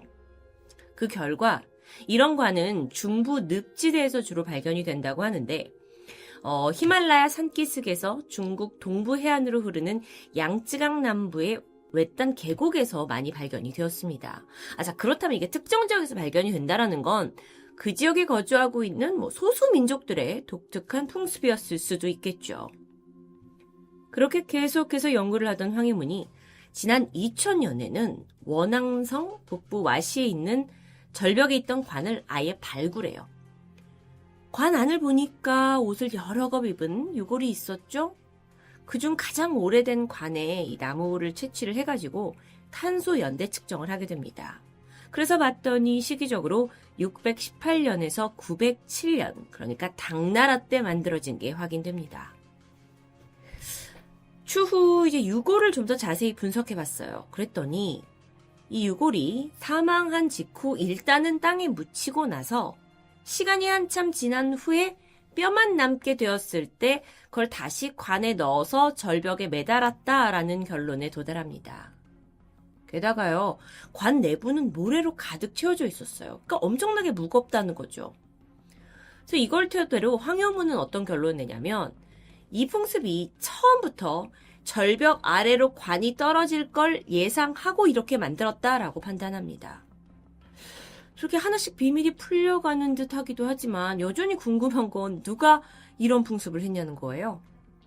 황효문은 중국 남부 쓰촨성과 원난성 북서부의 경계에 살던 소수민족, 보족을 여기에 관련을 짓고 있습니다. 보족이 사실 알려진 게 거의 없는 미스테리한 민족이라고 해요. 명나라 때 번성을 하다가 어느 순간 자취를 감추고 중국 고서의 어떤 기록에도 제대로 된 내용이 남아있지 않는데요. 근데 또 특이한 건 있어요. 이탈리아 여행가 마르코 폴로의 기록 속에는 보족에 대한 기록이 명백히 존재합니다. 이런 글귀가 있어요. 그들은 사망했을 때 시신을 관에 넣고 산속 동굴에 넣거나 다른 사람들이 도달할 수 없는 곳에 높이 매달아 두었다. 절벽에 매달린 관을 이야기하고 있죠. 그 보족이 왕성하게 세력을 펼쳤을 때는 이 중국 남서부 산골짜기 전설의 대상이었다고 합니다. 지역 주민들과 명나라 군인들을 통해서 전해지는 내용은 하늘을 나는 것 같은 하늘의 정복자다, 절벽의 아들이다 라는 별명까지 있었을 정도죠. 자, 이젠 그럼 보족들이 어떻게 절벽에 관을 매달았는지 따져봐야겠죠. 일단 얘네들이 매달린 모습부터 되게 미스테리합니다. 하도 높은 절벽 위에 있어가지고 밑에서 봤을 때는 거의 보이지도 않을 정도라고 해요. 절벽에 어떻게 고정이 되었냐? 보시다시피 바위를 뚫고 고정대를 만들어서 약간 살포시, 그런데 또 위태롭게 올려놨고요. 어떤 건 사진처럼 정말 절벽과 절벽의 틈새 아주 정말 간신히 정렬되어 있기도 합니다. 또는 바위 틈새 공간에 약간 반쯤 들어간 채 이렇게 관이 놓여 있기도 하고요.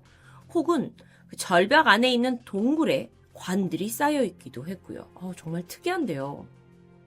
이 관의 크기가 길이가 한 192cm 정도 된다고 그래요. 근데 안에 시신과 옷, 부장품의 모래까지 합쳐지면 하나의 관이 어떤 건 200kg이 넘는 것도 있다고 합니다. 그러니까 이게 크기가 결국 작지도 않고 가볍지도 않아요. 그런데 이걸 들쭉날쭉한 절벽면에 배치한다는 것 자체가 위험천만하죠. 한편으로 그걸 옛날에 어떻게 만들었나 불가능해 보이기까지 합니다. 그나마 전문가들이 예상을 하기에 절벽면에 발판을 고정시켜두고 위로 올라가서 밧줄로 연결해서 관을 밑으로 내려보내는 방법이에요. 그래서 이런 과정을 중국에서는 실제로 다큐멘터리를 통해서 재현해 보기도 했죠. 일단 그 당시에 보족이 썼을 만한 방법으로 관을 절벽에 올리는 데만 많은 인원이 필요했고요. 3일이 걸렸다고 해요. 이후에 밧줄을 연결해서 절벽에 고정을 했고 또 다시 위에서 아래로 이제 떨어뜨려야 되니까 여기에도 수많은 인원이 필요했습니다. 이게 결코 쉽지 않은 힘겨운 과정이에요. 근데 이런 무모한 매장을 했던 보족, 사실 보족에 대한 기록이 많지는 않지만 명나라 말기에 이 어떤 제국군의 침략을 받아서 싸웠다가 무자비하게 학살당한 것으로 보이죠. 그나마 살아남은 보족들이 있긴 한데 억압을 피해서 새로운 곳으로 이주를 했고 실명을 숨긴 채 다른 소수민족에 포함됐을 거다라는 소문도 있긴 합니다. 근데 이건 어디까지나 추측일 뿐이죠. 갑자기 어느 순간 보족이 자취를 감추면서 동시에 그들의 언어와 건축 그리고 이런 장례 풍습까지 번성했던 모든 게 사라져버렸고요. 그들이 남긴 유일한 것, 우리가 확인할 수 있는 건 바로 이 관들이라고 할 수 있습니다. 전문가들은 보족들이 관을 절벽에 매달린 이유를 이렇게 찾고 있습니다. 죽은 이를 하늘에 더 가까운 곳에 두면 숭배할 수 있는 대상이 되는 거다. 약간 토속적인 미신 같은 건데요. 근데 사실 조금 더 현실적으로 생각해보면 지리적인 특성상 농사에 필요한 땅을 확보하는 게 더 중요하다 보니까 무덤보다는 높은 곳에 매달거나 또는 적들이 무덤을 파헤칠 수도 있으니까 또는 동물로 또 공격을 받을 수 있으니까 절벽에 매단 것이 아니냐라는 이론이 있습니다. 이집트의 피라미드를 보면 고대 왕의 무덤을 저렇게 대규모로 만든다는 것 자체가 미스테리, 또 경이로움으로 다가오는데요. 어쩌면 이런 절벽에 매단 관들도 사후에 대한 강한 믿음이 한몫했다고 할 수 있겠죠. 이뿐만이 아닙니다. 지난 2015년 중국 후베이성 중부지방에서는 폭 50m, 높이 100m의 절벽에 사람이 만든 동굴에 이제 100여 개 이상의 관이 발견되기도 했어요. 사진을 보시면 아니 이렇게 높은 곳에 인간이 구멍까지 만들어서 어떻게 무덤을 만들었을까라는 생각이 들죠. 이 사진은요, 필리핀에서 발견된 또 다른 절벽 무덤입니다. 참 전 세계 곳곳에 우리가 몰랐던 아주 특이한 장례 풍습들이 발견되고 있는데 이걸로 봐서 죽은 후에 땅으로 묻히는 게 아닌 좀 더 어떤 천상의 세계로 빨리 도달하기 위한 인간의 염원은 중국 소수민족만의 것이 아니었다라는 생각이 드는데요. 아주 특이한 장례 문화로 기억되는 중국 보적의 절벽에 매달린 관. 토요미스테리 디바제시카였습니다. 안녕하세요. 금요사건 파일 디바제시카입니다. 지난 2004년 10월 30일, 당시 37살 주부 장미정 씨는 평소에 알고 지내던 남편의 지인 조 씨에게 부탁 하나를 받게 됩니다. 가방 2개를 프랑스까지 운반해달라는 요청이었죠. 이 지인 조 씨가 금광 원석을 가지고 있는데 이걸 혼자 2개 다 들고 가면 세금이 많이 부과된다는 이유였고 이에 요청을 했는데 그러면서 이건 불법적인 게 아니다. 그리고 혹시 걸리더라도 세금만 좀 더 내면 된다라고 설득합니다. 여기에 장미정 씨가 흔들리게 된 이유가 있었어요. 한국에서 프랑스까지 가방 2개만 운반하면 그에 대한 수고비로 400만 원의 현금을 약속했기 때문입니다.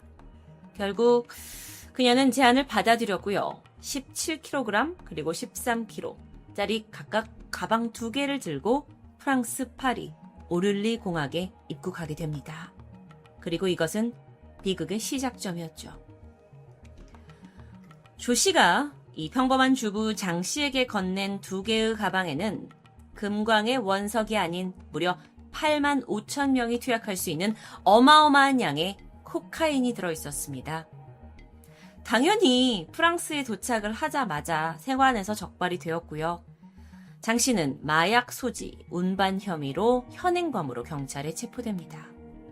이후에 그녀는 파리 근교의 구치소로 이송이 되었고요. 그곳에서 몇 달의 시간을 보낸 후 2005년 1월 30일 카리브해 인근의 프랑스령 마르티니크 섬에 수감됩니다. 이 마르티니크 섬이란 곳은 한국에서 무려 22시간이나 떨어진 그리고 이름도 낯선 머나먼 곳이었죠. 사실 토요미스테리에서 이 섬에 대해서 2번이나 소재로 다룬 적이 있었는데요. 유럽에서는 여기는 그저 아름다운 관광지로 유명하지만 만약에 여러분이 이곳에 교도소에 갇힌다면 이야기는 달라집니다. 장미정 씨가 이 일에 휘말리게 된 데는 이유가 있습니다. 왜냐하면 그녀는 엄청난 생활고에 시달렸기 때문이에요. 당시 남편이 보증을 섰던 후배가 자살을 하게 되면서 가족은 하루아침에 빈털터리가 됐고요. 골방을 옮겨 다니면서 겨우 끼니를 때웠죠. 방세는 6개월가량 밀려 있었고 아이들을 어린이집에 보낼 수 없을 정도로 형편은 어려웠습니다. 그런 미정 씨에게 지인 조 씨가 제안한 400만 원은 엄청난 돈이었죠. 게다가 조 씨는 10년 동안이나 알고 지냈던 사이였어요. 그러니까 이 가방 안에 마약이 들어있을 줄은 감히 상상하지도 못했던 겁니다. 그런데 여기서 하나. 게다가 당시 그녀의 딸은 겨우 3살이었습니다. 파리로 떠나기 전에 엄마가 올 때 장난감 사올게 라는 말로 달래고서 겨우 비행기에 올랐는데요. 낯선 나라에서 자신은 원인도 모른 채 체포되었고요. 그러고 외딴 섬에 교도소에 갇혀버리게 된 거죠. 장미정 씨는 억울함을 호소하고 싶었습니다. 자신은 단지 조 씨의 부탁으로 움직였을 뿐이고 이 가방은 열쇠로 굳게 잠겨 있어서 내용물조차 확인할 수가 없었습니다. 자기한테 열쇠도 없었어요. 그러니까 자기 자신은 마약인지 전혀 모르고 운반했다라는 사실을 알려야 했던 거죠. 하지만 그녀가 발목 잡힌 곳은 프랑스입니다. 결코 홀로 자신의 결백을 증명하는 것은 불가능했죠. 그래서 그녀는 한국 대사관에 도움을 요청하게 되는데요. 여기서부터 문제가 시작됩니다.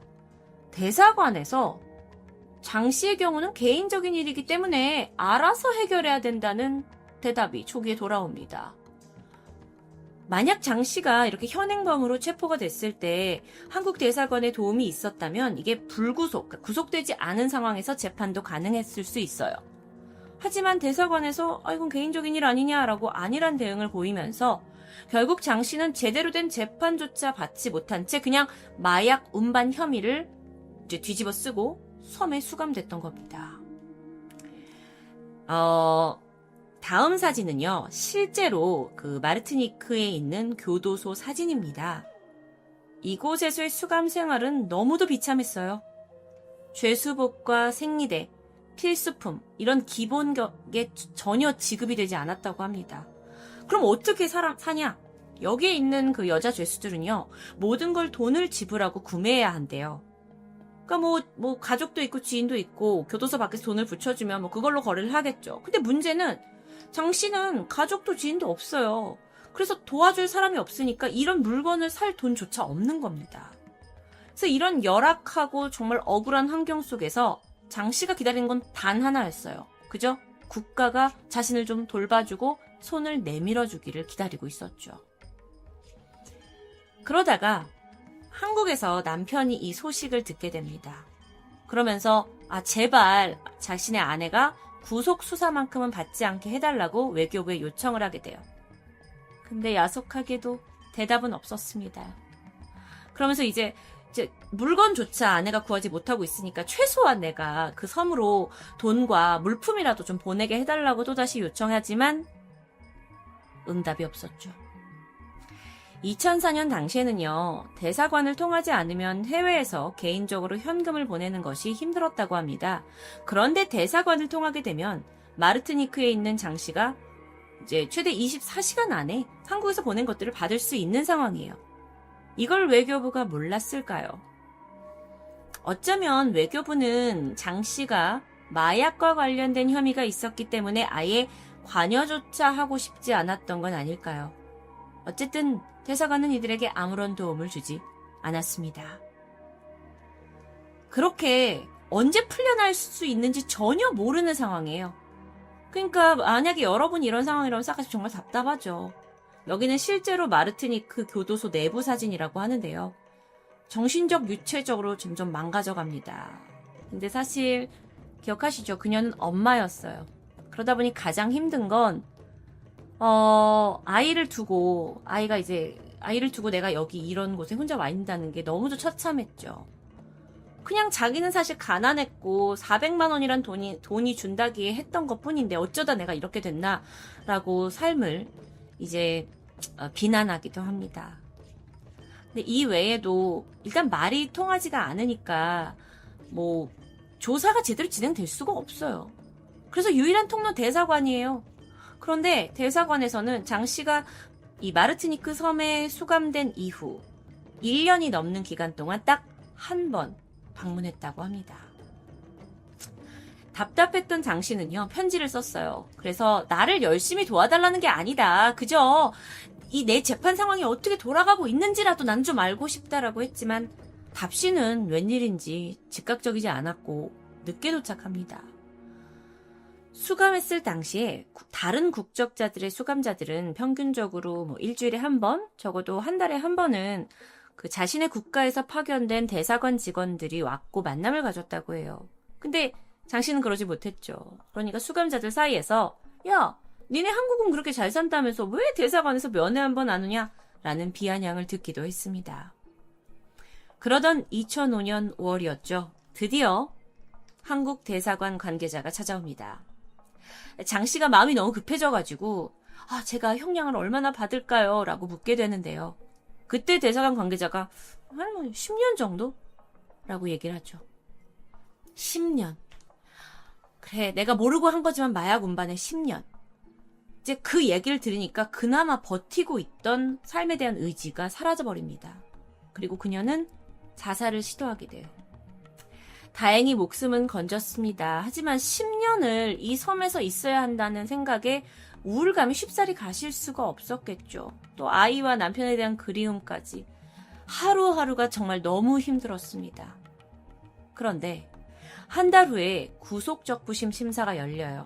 그리고 장 씨의 변호사가 있었는데 장 씨의 변호사를 통해서 확인을 해봤더니 이제 대사관에서 10년이라고 했잖아요. 그래서 이제 변호사가 물었죠. 아니 왜 이 사람한테 내 피고인한테 10년이라고 했냐. 그랬더니 대사관 쪽에서 아니요? 그런 말 한 적 없는데요? 길어야 1년 6개월인데? 라고 말했다면서 전혀 다른 답을 내놓습니다. 이건 물론 불행 중 다행이죠. 하지만 이걸 통해서 대사관 쪽이 얼마나 장 씨에게 무심했는지 분명히 알 수 있는 대목이었습니다. 일단 장 씨로서는 자신의 결백함을 밝히는 게 급선무입니다. 그런데 마침 운반을 부탁했던 지인 조 씨가 한국에서 붙잡혔어요. 그리고 재판을 받고 있었어요. 그리고 자기 입으로 프랑스에 갔던 장 씨는 이거 모르고 한 일이다 라는 걸 말하게 됩니다. 그리고 이게 그 판결문에도 그대로 나와 있어요.